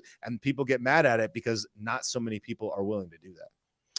Amen. I want to read a tweet that I had and then just a few responses just to tell you where people's heads are at. I said the CARES Act is one of the worst and most costly socialist bills in modern U.S. history. Operation Warp Speed is one of the biggest socialist big pharma scams in modern U.S. history. Does Turning Point have even an ounce of integrity to keep the socialist sucks energy or not? Because I know that their slogan is socialist sucks. The CARES Act was the most socialist bill in history. Operation Warp Speed is big pharma socialism, yet nobody seems to, at these events, talk about that. They just cheer on the father of the vaccines and Pharma Bro. And when I said that, someone wrote a comment, and the reason I'm not complaining, I just want to explain why I say what I say. They said, Anomaly, we're not always going to get everything we want. You know, you can't demand I'm not asking for everything. I never bothered Trump the first 3 years of his presidency. I'm not naive. I'm not a totalitarian that I need everything I want. If you think the best we can get is socialism, communist style bills where they're telling the CDC they could strong arm landlords, an $18 billion socialist big pharma scheme after Trump printed trillions of dollars and imploded the economy, like you think that's good? You think that's a compromise? This is why the left wins. When the right wins, the left gets their way. When the right wins, the left moves the country left socially. When the right wins, the left moves the left. They move so far closer to Karl Marx's agenda than we've ever gone. And I just simply state the obvious. And people are like, you're not going to get everything. I'm not asking for everything. I'm not asking crazy stuff. I'm just saying, don't print $6 trillion in 1 year. Don't send out UBI checks, and don't give $18 billion to Big Pharma. And if our party doesn't care about that stuff, we're not a serious party. We're not a fiscally or socially conservative party. We're a socialist party. Like that, I'm against this. I'm against what Turning Point pretends to be against. I'm not saying this to be a dick. It's just like people are so weak in the Republican Party that they're like, you can't get everything. Guys, this like 2020 wasn't like, oh, that's just a little thing. It's like a bump stock ban. I don't agree with the bump stock ban, but I'm not going to cry about it forever, although I do think it's a slight infringement on the Second Amendment. So do a lot of gun owners. But I'm just saying, like, this is not that. Like, printing $6 trillion is not that. You know, it's not like he just did a little bill that I disagree with. This was like the craziest Karl Marx-esque crap ever. And you got McConnell and Trump doofing around with Gavin Newsom like it's so great. And then I'm the bad guy for noticing. It's like, dude, people have lost their mind over politics. It's like WWE character brainwashing, where most people, when I talk to them, they say the same 5 things over and over and over again, but none of them make sense. And like you said, the simplest thing you could say is just like, I don't care, Trump 2024. It's like, of course you don't care. You don't care about anything. Like, you just say phrases. I might as well just get a Woody doll where you pull the strings and says, there's a snake in my boots. You know, it's like they got 4 phrases that it just says over and over. Yeah, well, it's kind of like saying that inflation is Joe Biden's fault. I want to say that inflation is Joe Biden's fault. I really do. I want to blame it squarely on the guy. I really do. But it's not. It's like more money was printed than any time in American history under Trump. And like, obviously he contributed to it with all of the spending and whatnot, and raising the price of gas by making us not energy independent. But it's like, you can't say that Trump didn't spend recklessly. You can't say that the CARES Act wasn't more than $2 trillion. You can't suggest that that is not part of this equation. But it's like, again, kind of like you're saying, no matter what, he gets cover. And like one thing that I pointed out the other day illustrates it perfectly, where it's like, why does Trump have the biggest rhino, like Ukraine neocon, what's his face? Lindsey Graham. Why does he have him on stage? And they're like, oh, but his audience booed him. It's like, yeah, but so you're saying that he intentionally brought the worst guy there so that he could get booed? Wouldn't it be better to just not have him there, or say, I'm in South Carolina and Lindsey Graham's not here because he sucks, because he's a Ukraine shill? No, instead he gets him on stage. It's like, they don't care what this guy does. They will find an excuse and run cover. And it's like, if you're going to run cover for every single thing he ever does ever, then you have to do the same thing about the other Republican candidates, and not suggest that the things that they do that he also does are somehow worse and are enough to count him out. And go ahead. Oh, did you see what he said when like people started booing Lindsey? He's like, I gotta fix them. Basically, imagine being a grown man booing because you're right and Trump's wrong, and him being so arrogant, knowing that you're such his little NPC, that he's like, I'll fix them. I'll come back and campaign for. I'll fix them. Like that's how, dude. He literally said, I can't remember if it was I'll fix them, or I think I wrote an article about it on our website, so I'll go look at it. And I have the exact quote. We're like, dude, as a man, I can't like that. That's embarrassing that he would even like that. People would sit there. Yeah, yeah, that's cool. Here it is. Hold on. Let's see. Trump gets booed for Lindsey Graham. I wrote about it. He said, really, I'm going to have to work on these people. That's what he said. And he said he was going to come back to, I got to work on these people. Like looking at you guys booing, I know I controlled them. I know that they'll stop booing in a second. I'll come back here, campaign for Lindsey. I'll work on you guys. I'll change you. You guys are like little fools. You guys are my little lapdogs. I'll change you. I'll fix you. No, I need to change. No, I'll change you guys. And he knows he's got these people wrapped around his finger. But dude, that's the thing. That's why Trump, it's like you hate that he's so good. That's why the guy's a marketing genius. He can tell you two opposing viewpoints, and each person will rally around whatever viewpoint they want, because he says both. It's like you have Lindsey Graham, who is objectively trying to walk us into World War III. I would say objectively more than any other politician in American politics. Hands down. Like, he's the number one guy trying to walk us into World War III. And then Trump says, we don't want to fight in Ukraine. We want people to stop dying. So it's like, he's got the people that think Ukraine is good over here, and then he's got the people that think Ukraine is bad over here, and either one you can align with. And then you can pretend like he didn't say the other thing. He markets both sides of the equation, but nobody cares. He just said the other day it's like if DeSantis goes on Fox is Rupert Murdoch, globalist, rhino, whatever. But if Trump goes on Fox and gets his balls tickled by Sean Hannity for the 57th time, it's like, oh, it's like CIA fed Sean Hannity is like, oh, hey, sir. Hello, sir. The people love you, sir. And they're like, oh, but Hannity's fine. But if DeSantis goes on there, he's a Murdoch shill rhino. It's like they don't even care. And they're like, Fox is trash. But then it's like exclusive interview with Maria Bartiromo and like some interview with Sean Hannity. It's like the guy literally plays both sides of the coin, but everybody's so lost that they can't even figure it out. It's so funny. There's a guy in the comment that just goes, I don't even care. Trump 2024. It's like, we're talking about you, dog. this is you. I'm just saying, you're the guy. He's like, whatever.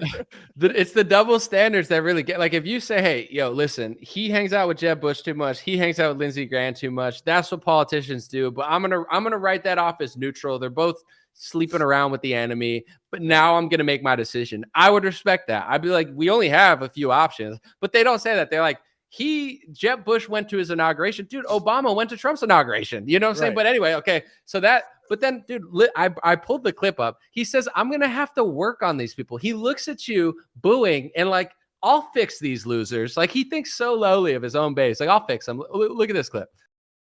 And again, Senator Lindsey Graham, who is really got, I'm going to have to work on these people. I'm going to have to work on these people. I'm gonna have to work on you. I'll fix these losers. I'll have them cheering. I'll have them cheering in a few months. I'll come back. And then at the end, he said he's gonna come back and campaign for Lindsey Graham. Wow, dude. And there's another clip of there's another clip I just saw the other. I haven't seen that, but that's amazing. Of course, that doesn't exist, right? Trump 2024. I don't care. There was a clip of him after he won the election where people were yelling about Hillary. They're like, lock her up. And he's like, oh, that doesn't matter. We don't care about that anymore. He's like, that was for the election, but we don't care about that anymore. It's like, no.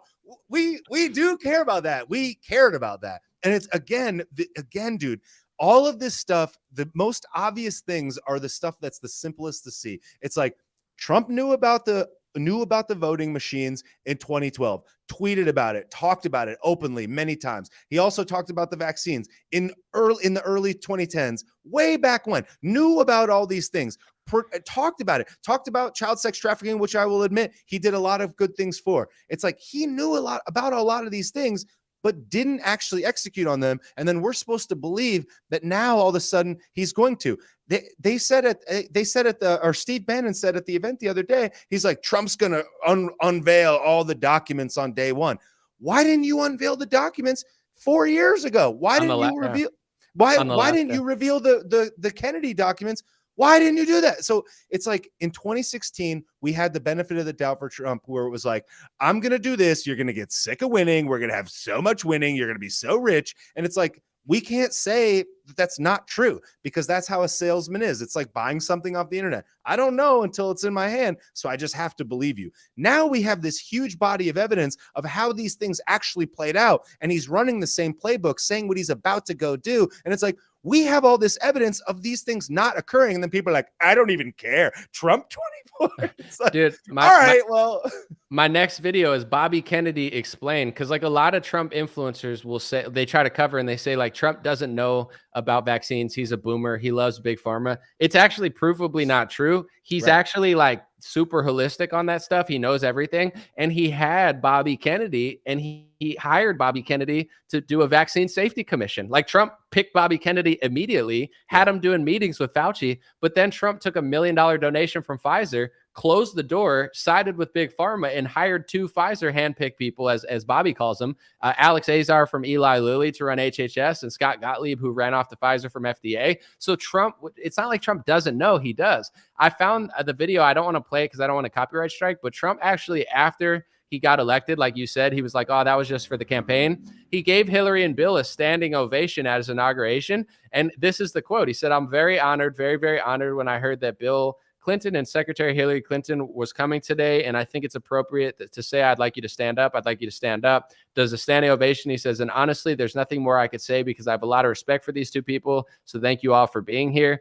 You know, it's like, so if Trump gives a standing ovation for Hillary Clinton, that doesn't equal DeSantis having a Bush guy next to his side. Like, you know, like at least say it cancels out. You can't just say like, that's worse than that. No, what Trump did is worse. But also at that inauguration, people think that he never took money. He took over $100 million from corporations, more than Barack Obama. And inauguration donations or $1 million donations from corporations, they're essentially bribes. Why else would you think Pfizer wants to pay for Donald Trump's freaking inauguration? Why? Why is Pfizer giving $1 million to Mitch McConnell's Kentucky GOP to build a building? Because they're buying the Republican Party, just like they buy the Democrat Party. And that inauguration where he gave a standing ovation to Hillary Clinton, Trump took over $100 million from corporations, the maximum limit from each one. Pfizer, Bank of America, you name a corporation, Trump's sucking up their money. And you can't tell me it didn't make a difference, because he closed the door on the Vaccine Safety Commission right when he got it. And then he hired 2 handpicked pharma people to run our government. And this is the sick part that people don't realize. All the people brainwashed by his spell think, oh, he's a victim of 2020. Oh, he never knew. He knew. He hired the swamp. He sided with them. All the stuff that Scott Gottlieb and Alex Azar and Donald Trump was doing, the Bill Gates meetings he had, all of that was paving the way for a lot of the corruption we saw. It's not random that everything happened. You know, it all happened because if you hire an outsider to run the FDA, you're going to get change. If you hire a big pharma person to run the FDA and the HHS, you're going to get big pharma tyranny. You're going to get big pharma socialism. Moderna, the reason Trump was hawking that between November and January 6th before he gave Fauci an award is because Moderna is joint owned by the government. The government and Moderna sued Pfizer. They want all the money. So it's a whole big government, big pharma scam that Donald Trump was a part of. That's why he calls himself the father of the vaccine. And nobody wants to report on it. So it's not to poo-poo him and say he has no place ever. He's Donald Trump. He's the man. He's one of the coolest Americans ever. It's just to say our party has been co-opted and none of these people care. And all these little greaseballs that are out getting $50,000, $100,000 speeches make your money. But the thing is, people don't realize these people don't care about you. If they told you what I just said on a speaking gig, they wouldn't get $50,000, $100,000 speaking gigs. They have to go say MAGA, MAGA, MAGA, suck up all the donor money. They're professional car salesmen. That's why Vivek fits right in, because he's like, there's only 2 genders. And everyone's like, oh my gosh, I mean, he must have thought like, yeah, dude. I mean, dude, like, give me ChatGPT for 5 minutes. I'll say everything you want to hear.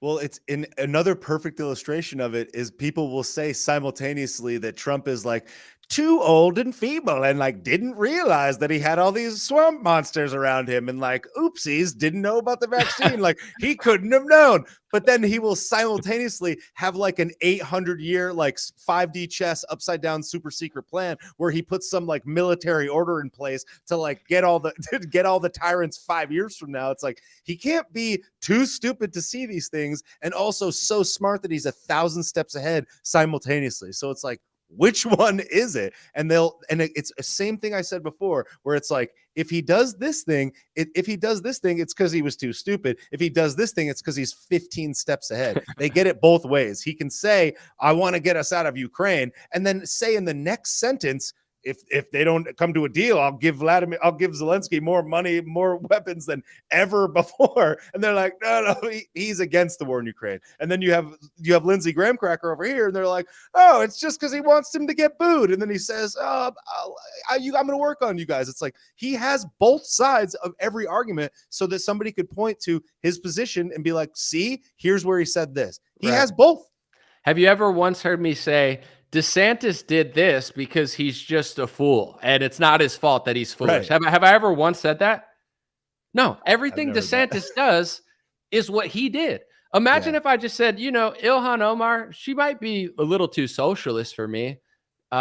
But she means well. I mean, she's just like too stupid to know the truth. But she's a great politician because she's constantly doing things that go against my political agenda because she's just too big of a fool. But she's a good fool. I mean, she just keeps hiring the wrong people around her. But her is who I want someone to lead me that's too foolish to do the right thing. It doesn't exist in politics only with Donald Trump. Yeah. It's like if he's a fool, that's not good leadership. He's not, though. He's not too stupid or too old to do this stuff. People just say that because it saves them a seat. And, I had Candace Owens on my show, and Candace Owens admitted that after her, interview, it's a great interview I had with Candace. She said after her Trump interview, because she actually provided a little bit of pushback, and Trump said the vaccine's the greatest achievement of mankind. He thinks it's like a moon landing. He landed a Moderna on the moon with freaking drunk Buzz Aldrin. No, but anyway, it's like, so after that, Candace was in a rock and a hard place, right? Because Candace made a documentary exposing all vaccines. She's like very outspoken, but Trump said it's the greatest human achievement. So how do you make do with that? Like, are you going to be a sellout or are you going to back Trump? What Candace tried to do as a nice woman, she tried to actually defend Trump and make an excuse for him because she's a good friend. And she's like, I'm not going to sell out myself because I'm not that person, but I do like the Trump family. So let me like try to rationalize why he did this. And she like, oh, he doesn't know about this stuff. And Trump actually got mad at her, and that annoyed her. She said on my show, 'cause she's like, I'm reaching out trying to help you, and you get mad at me for trying to make an excuse for you. And I pointed out on my show to her that Trump isn't too old, because that's what she said. And I think she means well, trying to help him out, throw him a bone. He's not too old to know about vaccine injuries. He's not too old to know about big pharma. He knew about it before he ran. He just sold out. He just took the path. It would be like if I knew better And I just did the opposite. I just did what I shouldn't have done, or I sided with the lobbyists instead of with the right decision, which is what all politicians do, which is why we oppose those type of politicians and push back. It's like, there's never been a time in my life, DeSantis flew over to Israel and signed a bill. He doesn't know what he's doing. Of course he knows what he's doing. Of course he does. So does Trump. Trump knows what he's doing. Biden might not know what he's doing, but it's like, even he's not an innocent victim. Biden's a really good guy. It's just he just doesn't, he's just too old to know what he's doing. Well, then he's a crappy president. Get him the hell out of there. If he's too old to make the right decisions, he's too old to lead the country. You can't have, it's crazy the spell that Trump has people under. It's like, he just doesn't know anything ever. But at the same time, he's got a 1,000-year plan with a time machine. He's like the kid in high school that has like the big house and like the boat. It's like, well, Trump has the boat, so I want to go to the party and go on the boat because the girls are going to be on the boat, and like I don't really like him, but like I like him because he's cool, and I want to go on the boat. So it's like, Billy sucks. You're like, dude, just keep it to yourself on the yacht. It's like, we'll go on the yacht and then we'll talk about how much he sucks. But for now, he's really cool. Yeah, no, exactly. But that's kind of what it is. It's like, and like he could say something like messed up right to your face. And in your head, you're just like, react and not get on the boat or do nothing and secure my spot on the boat. It's like, literally, that's what it is. It just came to me. It's like, he's the guy with the boat. You'd let him treat you like shit a little bit because like you like him kind of because he's got the boat. So. And that's why he could grab women by the kitty. It's like when he said that, and he was like, I'm a rich man. I just grab them and they like it. And then people were like, that's crazy. And I'm like, he's probably not lying. Like I 100%. Did you ever hear me say he was wrong? Because he wasn't saying that he was doing it and they hated it and like he was like raping them. He wasn't saying that. He's like, I'm so rich, I do it and they love it. And it's like, do you know how many people probably threw themselves at Trump? He's not wrong. When you have $1 billion, as much as women, it's funny because I used to live in Hollywood and Los Angeles for 7 years, right? And people, all these like LA people are like, oh, we didn't want the movie deal, and these Weinstein type characters are just trying to use us. I'm like, where are all these ethical women in LA? I'm sure they exist, but like I didn't find any in 8 years. So I'm like, please point me to them because I'm trying to look for an ethical girlfriend. But like you're acting like this whole town isn't just sleeping with people to get stuff. Like that's what the whole town. Dude, I'd be with chicks. We'd be at like a mansion, but their girl would be at another mansion, and they want to go here, and he knows the director, and this and that. It's a town full of opportunists and people that will literally crawl under the carpet or under the blanket to get a movie role. You know what I'm saying? So when Trump said that, it's like, yeah, that is how like liberal society works and Hollywood. It's like when you have a lot of stuff, the people there are not like the best people from the South. It's like these are the people that want to be famous and rich. And there are millions of women that want to be, like swept off their feet by a rich guy.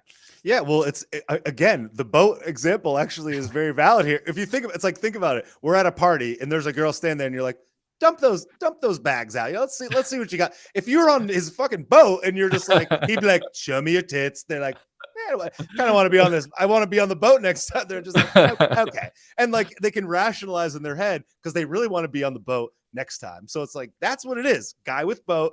That's what Trump is. Right. It's funny because with the TPUSA thing, I wasn't there, but I got a text from someone. And he was like, yo, there's a yacht party. It's going to have this person and that person. I'm not going to name drop, but like, yo, if I was there, I could have been on the yacht. It's funny that people still invite me, even though I talk a lot of shit. Because low key, I was talking to someone the other day. He's like, bro, out of everybody who like says what you say, like in that camp, he's like, you're the only one they never really go after. And I'm like, because they know I'm telling the truth. I'm not a dissent. No offense to Bill Mitchell, but like, he's a little weird. He was like obsessed with Trump and now he's like obsessed with DeSantis, but it's like unhealthy kind of like weirdo stuff. So everybody fights with him because it is a little weird. It's like Trump. Now it's like DeSantis. Now he's like the opposite person. Like 4 years ago, he's like, who cares if Trump grabbed him by the blank? And now he's like, that's disgusting. And it's like Vivek. I'm not saying you're a bad person. It's just not adding up. You're too emotional and you go this way. I'm not that guy. You know what I'm saying? I'm not saying this for a bad reason. I just don't want our country to be swallowed alive by big pharma again. And I believe maybe I'm stupid. Maybe the elites just run it and I should just shut up and deal with it. Like maybe I'm wrong, but if I believe that if enough people actually care, that our party can shift. That's what I believe. I think that these politicians get away with what they get away with because they're always pointing. Like Ted Cruz, like, look at Beto O'Rourke. You don't want him. Of course, I wouldn't even want Beto O'Rourke to clean my pool, let alone, run Texas. So they're master manipulators. And I'm just trying to stand here and say, don't do it. And I'm trying to figure out if the elites are right. I hope they're not, but I think they think people are sheep, and I'm hoping people don't keep acting like it. So that's where we're kind of at. And that's why I say this stuff, not to hate on Trump or hate on this person. Right. Stand firm and say what you mean and mean what you say. And I believe the country can change. Maybe I'm wrong. No, exactly. Because the truth will set you free. And it's interesting. I don't really know who Bill Mitchell is. I follow him on Twitter because I saw people retweeting, and he made this post about Turning Point, and it was a photo of the crowd. And it was like this AI that like counted all the heads.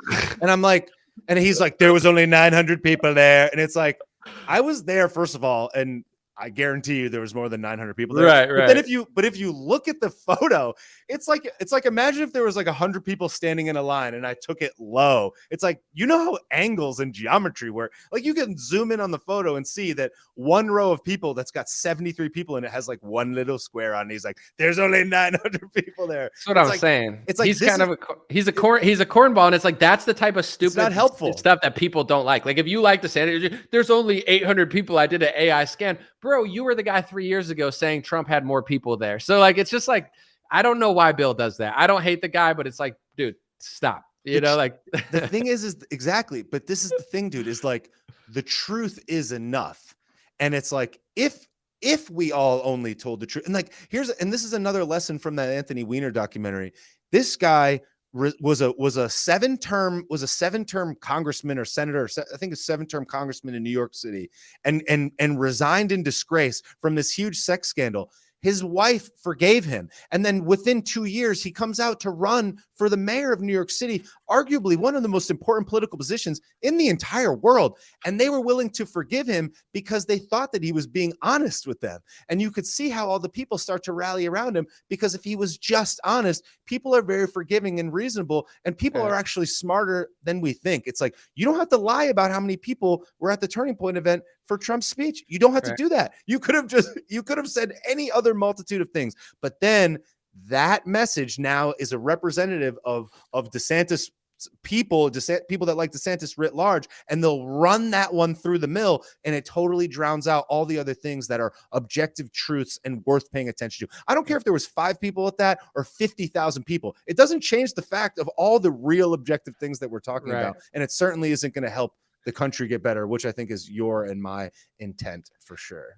And that becomes like the fake, like Trump versus DeSantis fight. You have like super annoying Trump people fighting with super annoying DeSantis people. Yeah. And I'm like, you're both extremely annoying. Like whether you like Trump or DeSantis, whether you like hot dogs or hamburgers or whoever, you're annoying. I'm just like Americans, bro. He said it's my favorite meat. He's like, hot dogs are my favorite meat. It's like, it's not meat, it's pig butthole, but whatever. It's my favorite. The only way he could have made that more awkward is if he like picked it up to his mouth and was like, gobble, gobble, gobble. I love meat in my mouth. It's my favorite meat in my mouth. And they're like, dude, just stop. But Fuzzy gobbler, no, that's what I see like happening on Twitter and like socials all the time, is like just annoying people fighting with annoying people, and it becomes this little proxy battle. And to be honest, that's what the left and the right do too. They find like the dumbest people on TikTok and the dumbest people on a conservative campus, and then people just dunk on them. And I heard that I didn't see it, so I don't want to speak too much on it, but I heard that Michael Knowles gave like Vivek a super soft interview, and then a lot of DeSantis people are like challenging Michael Knowles, and he's like, oh, you guys are so annoying, blah, blah, blah. And it's like, dude, I don't dislike Michael Knowles, but I think him and a lot of the people in his caliber have just gotten lazy, because dude, how old is he? How old am I? Like, you think I hope I could debate a 17-year-old liberal. If I can't beat a 19-year-old liberal on a college campus, take away my social media. Like it's like playing a kindergartner when you're Michael Jordan. So it's like, long story short, it's like they do that all the time and think they're so great. So the second that they get challenged from people that aren't just like Trumped out influencers that say basic one-liners, like, Michael Knowles doesn't do journalism when Vivek's on. He's not asking real questions. It's like a circle jerk. He's got, Ted Cruz on and they're smoking cigars. Like, it's like a big fest. So it's like, people are starting to get tired of that, where it's like, yeah, you make a lot of money. Yeah, you have a thing. But, sometimes people want a little more. And when they demand more, he'll be like, oh, don't say that. It's like, nah, bro, you've gotten, you're a smart kid. You've gotten a little lazy, dude. A lot of people have gotten really, really lazy. And I understand it. Once you get money, once you have certain status, it's easy to dunk on leftists, but like to have complex discussion about how our party got swallowed alive in 2020 and is now being led by the father of the vaccine and a pharma bro with no pushback, that's a little bit more intellectually complicated. And a lot of these people can't hang. I think he's smart enough though, and he's been successful for a while. But, I think once they feel a little challenged, they get like freaked out. It's like, put me back on a college campus. I'll crush a blue-haired liberal. It's like, I would hope so. Well, the other thing too is that they've been saying things like, they're like, the way that I'm being treated by DeSantis supporters means that like this is why I'm voting for Trump. And it's just like, you shouldn't base your decision based on what any psycho person says online. Right. I don't care if every single Trump supporting person or outwardly Trump person, even if they were loosely associated with this campaign, was to lie about me all day, up, down, left, and right. It wouldn't change what I think about the actual debate at hand. Because if you can get persuaded because a bunch of people yell at you, then you weren't really too strong in your convictions to begin with. So the fact that they're even saying that just goes to show, it's like, I can't believe people are saying this. It's like, yeah, but who cares? Like, isn't that the game that we're in? We're in a shit throwing contest. Right. There have been some Trump supporters who've been annoying to me, and a few people who've been annoying to me for years with the trust the plan. When I was against lockdowns, they were saying it was to arrest the Vatican.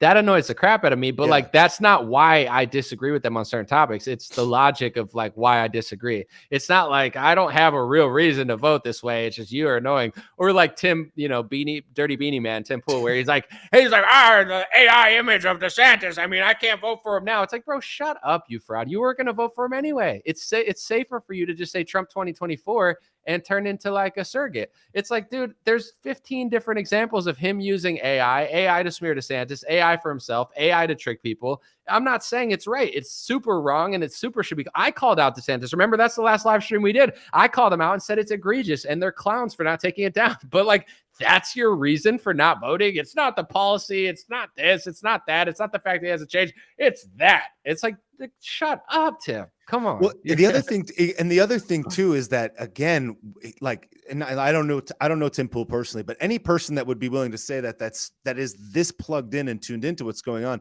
to stake their claim in the sand. It's like, can he go back? If he was to believe that DeSantis actually was better for the next 6 months, would he even be willing to turn on himself? What he already said. It's like, if you're going to plant your stake in the ground this early and say that this one individual reason is why he's no good and I'll never support him now as a result. And it's like, and he said, as long as if he apologized specifically, let's just say he doesn't. So that means for the next 7 months, if Trump did all these bad things and he did all these good things and you thought he was better, would you even be willing to go against what you stated? If you're going to plant your flag in the ground so sternly at this stage with just one piece of information, to me, it looks like you were looking for a reason to do that because you thought it was a safer bet. And I don't know Tim personally, but that anybody that would do that to me is what they're trying to tell me. I can't find the tweet because it was literally from like within the last year or so. I think it was literally within the last year, but he tweeted and said Trump needs to drop out of the race and hand it over to DeSantis. Before, this is the funniest thing that I remember the day it happened and everyone changed, and I'm like, this is like such a psyop where everybody felt this way. Tim literally tweeted Trump should, so he's already flip-flop. He said, and I never said Trump shouldn't run or Trump should drop out. Dude, let Trump and DeSantis run and let the best man win. I never said that you can't run, but that's what Tim said a year ago. And then once the Alvin Bragg arrest happened, everybody switched their stance. You could see polls where DeSantis was leading 65-35 and it flipped 65-35 the other way. And people say, oh, if that happened, then I guess I have to vote for him. So it's like literally within a year, Tim saying, DeSantis is our leader. DeSantis needs to be president, and Trump shouldn't even run. It would ruin the party. And then a year later, he goes, I have to vote for Trump because DeSantis to the AI image and it's like, bro, he's such a fake. It's all fake. Like, I didn't say Trump shouldn't run. I never said that. I never said I wouldn't vote for him if he ran a better campaign than DeSantis. I'm looking at what's going on and making my decision based off what makes sense. But someone like him, he's already taken a 180 flip-flop stance from what he already said. And I think though that he would have trouble doing it again because of how hard he's fought in it and how many times he's gotten ratioed on Twitter. Because everyone's like, bro, this is the dumbest reason to vote for someone. I think DeSantis's AI thing was dumb, but dude, I could count 10 different times that Trump and his campaign used AI images, not just to, brag or make something look cool, like to deceive. They've done it also. It's not right. It's just like, that can't be your reason. That's like saying, well, DeSantis hired a Bush guy. Trump hired 40, but I got to vote for Trump because I don't like Bush. It's like, what?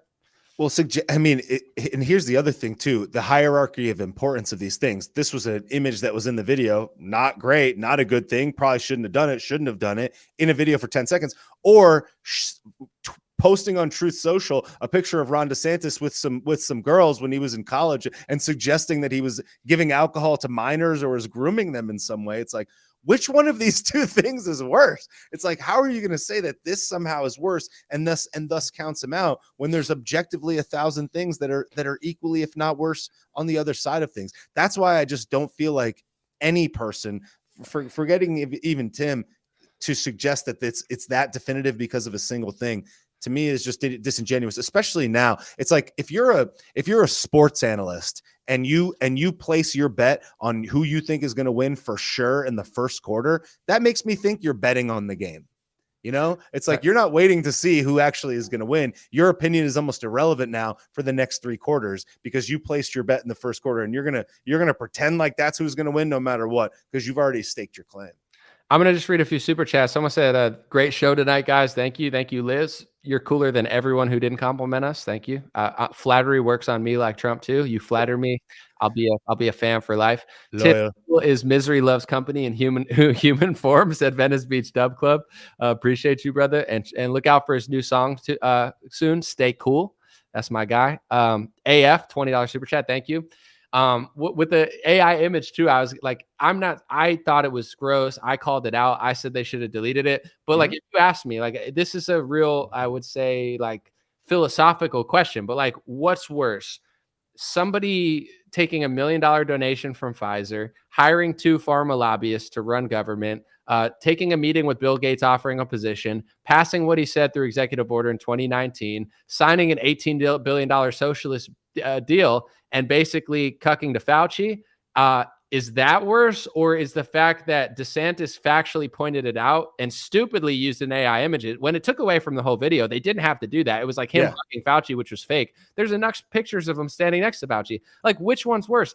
I don't like that he used the AI image, but what Trump did is 1,000 times worse. It's a really stupid campaign decision for him to do that, DeSantis. But is it like ethically or morally worse? Like, people think Tim's so stupid that's like, I don't care about anything, not war, not, like military industrial complex, not the vaccines, not the lockdowns, not socialism, not communism, not any policy, not anything ever, not who you hire, not your cabinet, not what you've done, not your track record. None of that matters to me. The only thing matters is DeSantis used an AI image out of context, and I can never vote for him now because of that. Right. And then everyone's like, but Trump also did that 100 times, and he's also done it to mislead. His campaign has done it to mislead. They've photoshopped images of Soros there. Like, they've done just as bad as things. I'm not, 2 wrongs don't make a right, but they've done it. And Trump, Tim was like, I don't care. I wear a beanie. I wear the same beanie every day. Arg. And you're like, okay, dude, that's not a real like concern of yours. And that's why he gets ratioed every time he says it. It's like, I don't. And then, people in his camp, I like them, but they're doing the same thing where they're like, oh, the DeSantis people are so annoying. It makes me like Trump more. Yeah, they are. Bill Mitchell's annoying. A lot of DeSantis people are annoying. A lot of Trump people are really annoying. Yeah. I agree that they're both really annoying. But I'm not voting because I'm annoyed by Twitter users. Like, hey, I think Trump's the better candidate on everything, but his Twitter users annoy me, and I'm going to vote for it. It's like, is this how stupid our party is? Like, it's so, it is funny. It is, but it's annoying. Yeah, no, it's extremely annoying. And I find it so, I feel like it's a lost cause going on Twitter. It's like every time I go on there, it's like it's like how you would make fun of people if you were in high school. It's like all these people that are adults, supposedly, just like insulting each other's looks and stuff back and forth, like they're doing high school smears. And it's like, is this even, you guys, it's like if you tweet 79 times in 2.5 hours, it's like you're just sitting there tweeting. So it's like you're an adult that is, I assume, living their life, and you're tweeting 600 times and you're like, you're fat, you're stupid, you're a loser, you're ugly, no one likes you, and like insulting each other's personal appearances and stuff. It's like, do you guys think that you're actually doing something? I think that people just like thrive off of the drama to the point where a lot of this stuff doesn't even matter. And then all the people that want to pay attention and want to be informed come in there and see all of this mudslinging and they're like, screw this, I'm out. And that's the exact opposite of what we want. We want people to be paying attention, but when all anybody can do is be like, you're fat, you're ugly, your lips are stupid, you have Botox, it's like the whole message gets lost. And then these people are actually getting real information, but it gets lost in the garbage. I wish everybody would just shut the hell up and talk about what actually really is occurring and just be truthful and honest and not bought and paid for, but maybe too tall of an order to ask for. Alexander said, can I make your merch anomaly for free? Find my email. You should be able to find it. My contact on Facebook, Instagram, probably website. So if you could find my email it. I'll see it. Yeah, and I mean this is the thing that I've tried to explain to people, and I've gone into the Red Eagle Patriot. He's like he's a nice guy, nice kid, bright future, but trumped out. You know, he's a trumped out little boy. But anyway, I went on his podcast, and he's like everything Trump, everything against DeSantis, the simp, like it's his whole style. I made the argument for why I wanted people to challenge Trump more, and most of the comments were saying, I agree with Anomaly. I'm still voting for Trump, but he made a point. Like I actually got through to them. And the way I did it was by being honest, being reasonable. And that's how I've always made my videos. And before I even was annoyed by Trump, the reason my videos were so effective for him was because I wasn't just talking to Trump supporters. I like talking to Trump supporters. I probably make more money from people who support conservatives, obviously. And I appreciate that. And I don't want you to think that I don't care about you and I'm just reaching out to liberals. But if I want to be effective and make a difference and not just line my own pockets, I got to figure out how to be persuasive and wake people up. We need to wake people up, not just cash out. No offense, but these other people are just cashing out and milking you dry purposely. And they don't give a crap if they lose the election. They don't give a crap if they do socialism. They're milking you dry because that's the smart thing to do. I probably lost out on millions of dollars by not doing that. But the thing that I was trying to get through to the Trump camp is, in a general, you have to do that. I have multiple neighbors I've talked to. I'm not just saying this, no joke. I've asked them where they stand. People aren't on the same political compasses. Some people like Bill Maher. Some people would vote for DeSantis, but not Trump. I've been told that multiple times. People hate Trump. Like multiple women that are my neighbors said, I would vote for DeSantis. I like him, but they also like Bill Maher. And in some cases, they say things that I'm confused by, but they like certain liberals that I can't stand. But that's just how real life is. They've seen certain clips that they liked of them, and that's really as far as they go.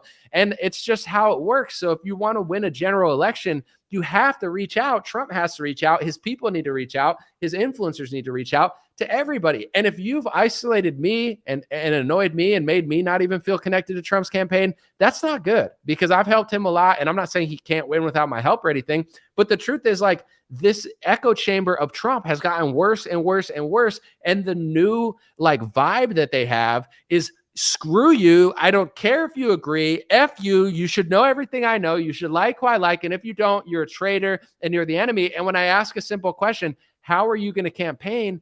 They're so brainwashed that they don't even think they have to. They go, oh, the election's rigged. The election's rigged, so you don't have to campaign? Yeah, it's rigged. Well, if it's rigged, then why do you care about the election? Why are you arguing with me about Trump and DeSantis? If it's rigged, it doesn't matter. Well, I want Trump to win. How's he going to win if it's rigged? Because he's going to win. Well, then how's he going to win the general? Because people like him. Well, so are you going to campaign? Oh, we don't have to campaign because it's like, it doesn't make any sense.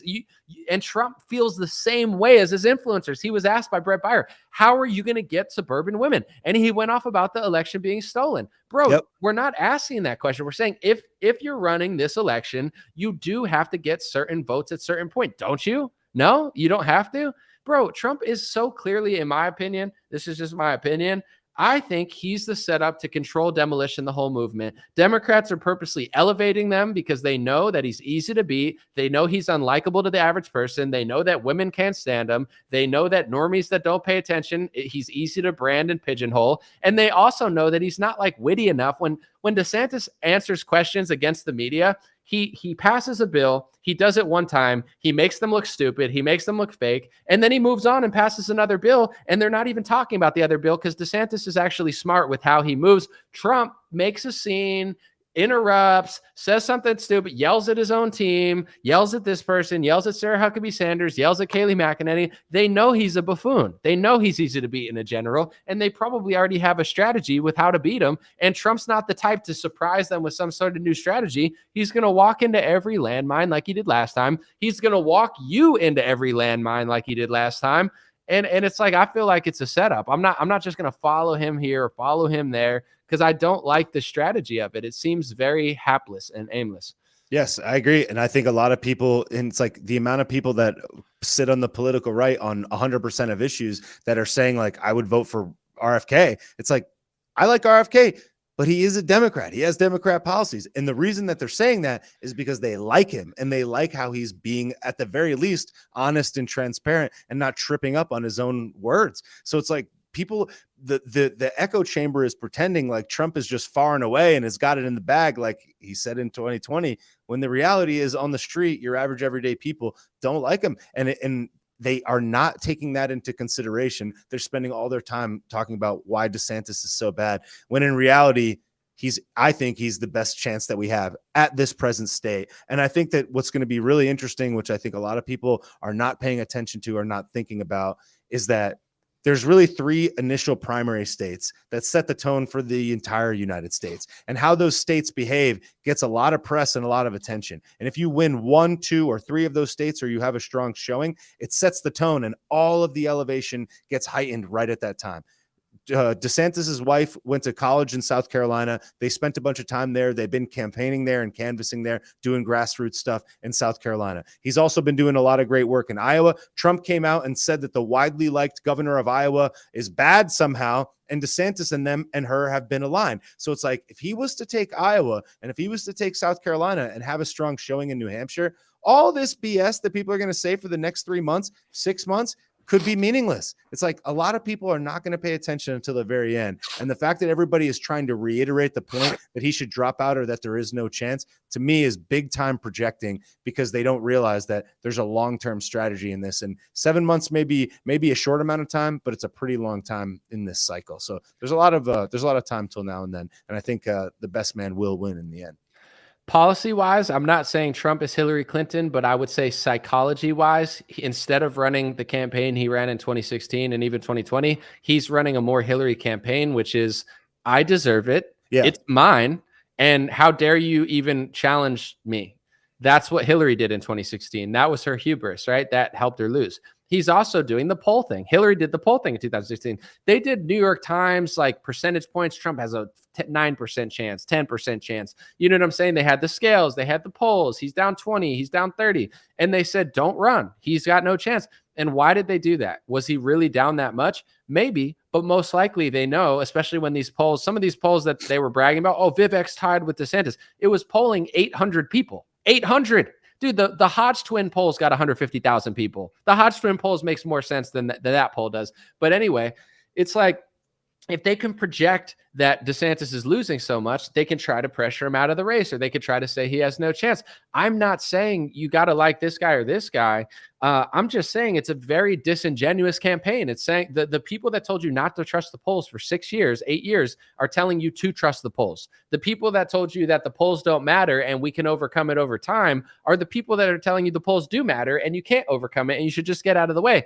The reason that they're elevating Vivek, if DeSantis shouldn't have ran, why did Vivek have to run? How does Vivek challenge? Because Vivek is the guy to kick DeSantis out of the race. They're afraid of DeSantis. I'm sorry, and I'm not saying he's perfect, and I'm not saying he's your best friend, but the left is more afraid of DeSantis than they are of Trump. The right is more afraid of DeSantis than they are of Trump. Trump is more afraid of DeSantis than they are of Vivek, and that's why they're doing everything they're doing. And for those, and this is another thing that's so annoying to me. Listen, if you say, I like Trump, I'm going to vote for Trump, I don't care, whatever. But people are actually coming to me. Multiple people are saying, Anomaly, if the left is so afraid of DeSantis, then why isn't the media afraid of him? What? Are you kidding me, dude? There's a whole compilation that DeSantis' team made of them saying that DeSantis, that MSNBC, CNN, Washington Post, all of them saying DeSantis is the scarier version of Trump. He's the more far right version of Trump. He's the smarter version of Trump. he's actually smoother and he seems nicer, but he's actually further right and more conservative. There's 10,000 clips. Even if I'm going to vote for DeSantis over Trump at this point. I'm not going to say, oh, the media loves Trump.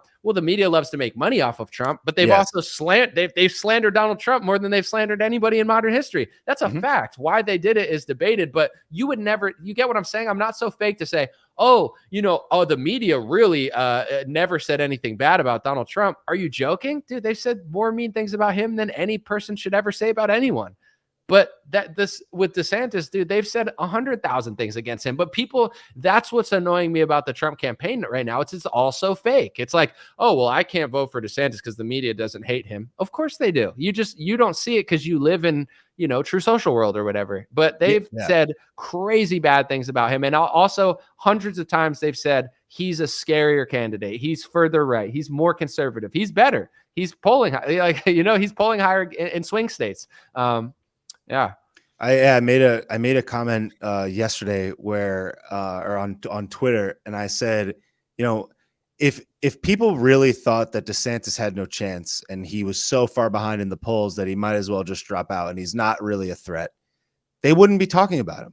Just like you're not talking about Nikki Haley or Chris Christie. Nobody talks about Chris Christie because Chris Christie is polling at 1. They know that he's going to stop. They know that it's pointless. It's futile. So they don't talk about him. He's running just the same. He's out there making noise. He's doing press hits, but they don't take the time to go deep dive and break all of this stuff apart. If they really thought that DeSantis was so far gone and so far out, they would never talk about him. They would just let him flounder and disappear into nothingness and hang his head in shame and disappear. That's what they would do. The only reason that they would get louder and louder and louder is because they sensed that he was a real threat. So I just think that it's very, very early. It's July. Half the people out there are getting in touch with nature, hanging out with their family, spending time enjoying their summer. And when kids go back to school and things start to ramp up and we really have some debates and we really start seeing things escalate, the entire narrative, the entire everything could shift between now and then. So it's just so funny that people are suggesting that this guy should drop out. To me, it says a lot more about them than it does about anyone else. I want to answer this because Alex said, I think it's a good question. He said, can you give me your best reason for voting for DeSantis? I'm not pledging my vote till it's over, but I've said this for months now because it's true. If the election were tomorrow, I'd vote for DeSantis. So I'm going to tell you the reasons, the pros that I think he's better than Trump. And then I'll tell you what I think he's equal at and what he might be worse at. The reason I like DeSantis, I think Big Pharma is the biggest threat to our country. I really do. I think they've taken over the food supply with GMOs. Monsanto merged with Bayer, who I've never liked. They have okay drugs, but overall, you get it. They've taken over the television. There's only 2 countries in the world that allow doctor prescriptions to be on TV. The reason your TV is so shit is because Big Pharma has a crazy, weird deal in America that they only have in 2 countries. They've taken over both sides of politics. I believe they've taken over our country. They helped lock our country down, destroy our economy. A lot of these things, the economic implosion of 2020 and after that, the television, the culture, the media, Big Pharma is disgusting. And I think that the kids are dying at rapid rates because of fentanyl and legal drugs and opioids. I could go on for 20 minutes about how bad I think Big Pharma is and how many people I think they're killing. Yeah, they make some good products, but the whole vaccine thing from the National Childhood Vaccine Injury Act, et cetera, the COVID vaccine, on and on and on. Big Pharma is a massive, massive threat. When push came to shove, after everybody made mistakes, after everybody screwed up, I look at results, right? Thomas Massie, he's the realest one. He never slipped up. Who's he endorsing? Ron DeSantis. Ron DeSantis turned the corner way better than Trump. Who did Trump ever hire that was an outsider against Big Pharma? No one. He hired the swamp and he doesn't even care. At least Vivek fake apologizes. Ben Shapiro fake apologizes. DeSantis has apologized. Trump has never apologized. He doesn't give a shit. DeSantis fired his Surgeon General and hired Joseph Ladapo. People don't know this, but when the lockdown first happened, there were a bunch of brave doctors wearing white lab coats who went to the Capitol and said, open this damn country up. You're lying about everything. And these are heroes, and they, in many ways, really helped our country. One of those doctors was a black man. I'm just saying for the record because people will look it up. Joseph Ladapo. He's the Surgeon General. DeSantis picked a real one and put him as the Surgeon General of Florida. And he's the one that's fighting against Pfizer. He's the one that's doing a grand jury vaccine safety council. The whole reason that Florida's moving on the vaccine is because Joseph Ladapo is the best person in the entire country when it comes to high-level health positions. Trump never did that and has no apologies for it. And now Trump, to bash Florida, is taking left-wing stances about the COVID data that he never believed. Trump is a snake. So that's like the major reason that I really like DeSantis more than Trump. Another reason too is you can look at how he governs. I've watched a speech at Turning Point last year of DeSantis and Trump. Trump's was like a story. It's like a clown show about himself. DeSantis said, when I got in office, I put together a team to figure out exactly how to get stuff done. And I did it. The reason he's the first governor to go against central bank digital currencies is because he's not a follower. He just figured something out and got ahead of it. When it comes to the school stuff, who's the governor that's really been leading the charge for years on that? Trump never even talks about it. It's DeSantis. Everybody cares about the childhood sexualization school stuff. It's DeSantis who led the way. His leadership and his government, every Monday, he passes a bill. He took a swing state that was almost blue from a guy who passed out with with a bunch of drugs, Andrew Gillum, in his hotel room. It was that close, and he turned it red. He won Miami. He won an actual city. You know what I'm saying? He won by 8 points. And then these losers like Mike Lindell come around and say, oh, I think he rigged it. You don't think he rigged it, Mike Lindell. You would never say that, Mike Lindell, if he was supporting Trump, because you don't actually believe it. You only say that because he's going against Trump and you're a Trump sycophant and you're just somebody who fills up space and says a bunch of things and 2 out of 10 of them are true. And you see what sticks to the wall. So all of these things, I think he's more electable. I think he beats Biden. I think he's a better leader than Trump. I think he actually does stuff. I think he fights big pharma harder than Trump. And then everything else, all these things that they're accusing him of, Karl Rove worked on Donald Trump's campaign in 2020.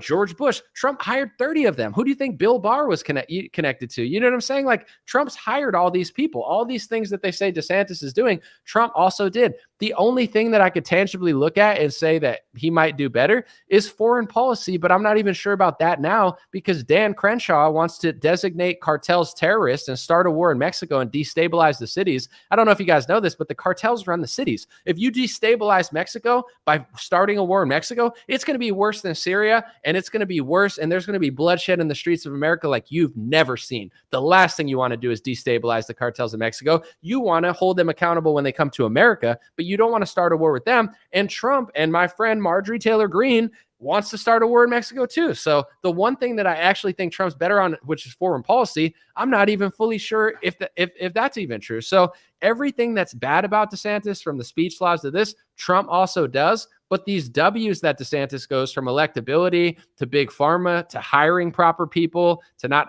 like, he's better. That's how I feel.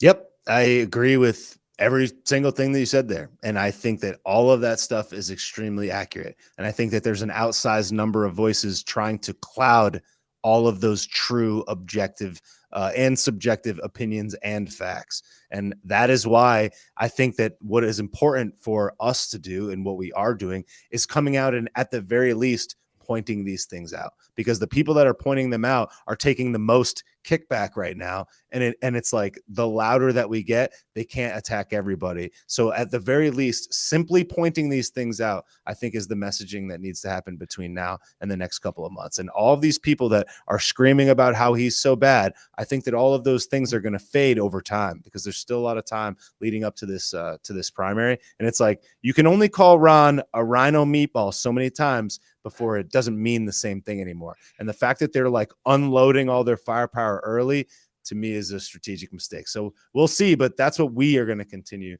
to do from here going forward and have done already. Real quick, I want to address this super chat. Someone said, how about the 2 anti-free speech bills DeSantis signed while in a foreign nation? What about that? Yeah, I think it's insane. I've been calling that out since 2019, and there's 2 new ones as well. Here's the thing that I'm trying to say. I will never act like I agree with it. I don't. I will never say it's amazing. It's insane. I think it shows his true colors, that where he's flying to pass the first and second, probably, and third ever bill passed. I think it was 2. The first bill ever passed in a foreign nation for Florida was DeSantis. He passed them both in Israel. I disagree with that. But the thing is, when it comes to that topic, this is all I'm going to say. All these further right people that say Trump, Trump, Trump. Oh, I disagree with DeSantis on that, so I have to vote for Trump. Trump does the same thing. He just doesn't fly there when he does it. He passed an executive order on college campuses that had the same exact definition of anti-Semitism that DeSantis did. You know, if you look at who Trump pardoned, he pardoned this fraudster criminal who just went back to jail after Trump commuted him from Lakewood. He pardoned Kushner's father, who had some crazy sexual blackmail scheme with the brother. Look up that story. It's insane. And Trump actually pardoned an Israeli spy who stole American secrets, and Trump sent him back to Israel, and he got like a hero's welcome when he went there. So all I'm going to say is two wrongs don't make a right. I'm not saying that, but people are lying to you when they say, oh, I can't vote for DeSantis because of that. I'm just being honest. They both do that. Kennedy's going to do it too. That should say everything people need to know. All the presidents are going to do that. There's not going to be a single one that's not going to do that. And that should tell people what they need to know, why they should pay attention and why they should speak their mind, because the Republican Party and the Democrat Party aren't going to save you on that topic. But the thing is, for the people that are saying, well, I have to vote for Trump because of that, it's like, that's why I disagree with it, but it's not like Trump is above him on that topic. They're exactly the same, in my opinion. So I weigh that in. It's like with the Bush stuff. It's like, do I want someone connected to Bush? No, but does that disqualify DeSantis when Trump has done exactly the same thing, but 10 times worse? No, I'm not like Tim Pawala. Well, he did an AI image and he did 30 AI images, but that one makes me the most mad. So I've called that out since 2019, and I will continue to, despite how many times I'll get smeared by the media and certain religious figures. But yeah, I would say I'm not thrilled with that. I've been vocal about it, and I'm glad that people finally care about it. And the funniest part is, in 2019, no one was saying it. I was calling out Trump and DeSantis, being like, I don't like these bills. Now everybody's calling out DeSantis just because they like Trump. And to be fair, there's a lot of DeSantis influencers that are now calling out Trump with his lockdown stuff that never did it in 2020. And I'm like, does anybody actually care about what they're saying, or do they just want to win so bad? Like everyone wants to win so bad, they'll pretend to be someone for a year and they're like, okay, back to who we were. So yeah. Great question. Thank you for the super chat, and I see it. I've called it out, but I don't see how that would disqualify him against Trump. Like if I had to pick one over the other, it would be DeSantis. Yep, and I need to dip. We're almost at 2.5 hours, but I will just say, just remember, Trump has the boat, and everybody just wants to go on the boat. So let's keep that in mind. But don't get it twisted. There's other people with boats. They're just not. Maybe their boat is not as big, but it still floats. It'll still be fun. Are you trying to say it's not the size of the boat, it's the motion of the ocean? Are you trying to? No, I'm just kidding. But it's like that to me. I don't know. That just like came to me. It was like a gift. It was just like Trump's the guy with the boat. Real quick, we have a website called streamrare.com. Like DreamRare, my tag, it's Streamrare, STREAMRARE. All our info's on there. Go to streamrare.com. We're going to continue to put out news articles. Where else can people find you, Bobby? I'm sure they want to find you. Just go to followbobby.com. Followbobby.com. All my links are on there, and I'm at Take Naps on Instagram. All right, you heard it here first. Dreamer Podcast. Time flies when you're on a boat. Let's just say that. Time flies when you know the guy with the boat. Hey, what's going on, my friends? Just a few ways to stay in touch and support if you'd like to. The first way is dreamrare.com. We have blue beanies, black beanies, pink hats, other colored hats, freedom versus tyranny shirts, Stay Blessed long sleeve, God is Great long sleeve, and lots of more cool items coming soon. Dreamrare.com. Check out the shop to support. Everything's made in the United States. Handpicked by me. Patreon.com/raretalk for $5 a month. You can help support me, support the show. If you haven't noticed, unlike other channels, I don't work with very many sponsors, sometimes none at all. And part of the way I'm able to do that is with the dreamrare.com shop and patreon.com/raretalk. So thank you guys for keeping this show free, unimpeded, uninterrupted. I'm forever grateful. My free email list is stayintouchwithme.com. So check the links below in the description, or just type in on any browser, stayintouchwithme.com, all one word. You'll find my email list, put it in there, and it's the least annoying email list you'll ever be on. I barely use it because I don't like getting emailed every day or every week. It's annoying. So I don't do it. Stayintouchwithme.com. It helps me take back some power away from big tech. Telegram, t.me/DreamRareChat or @DreamRareChat. Due to censorship, I post all my live stream and videos there. Sometimes I have some bonus content, and I try to give people a heads up when Facebook or YouTube won't. DreamRareChat at Telegram. My Instagram is @DreamRare. Thanks for everybody following there for shorter content. And DreamRareLinks.com, that's DreamRareLinks.com, has all my stuff. My podcast on Spotify, Apple Apple Podcasts, my music on Spotify and Apple, my Rumble page, my BitChute and Gab page. All my links are found at dreamrarelinks.com. Thanks for watching, folks. God bless you. You already know I'll be back with more content soon.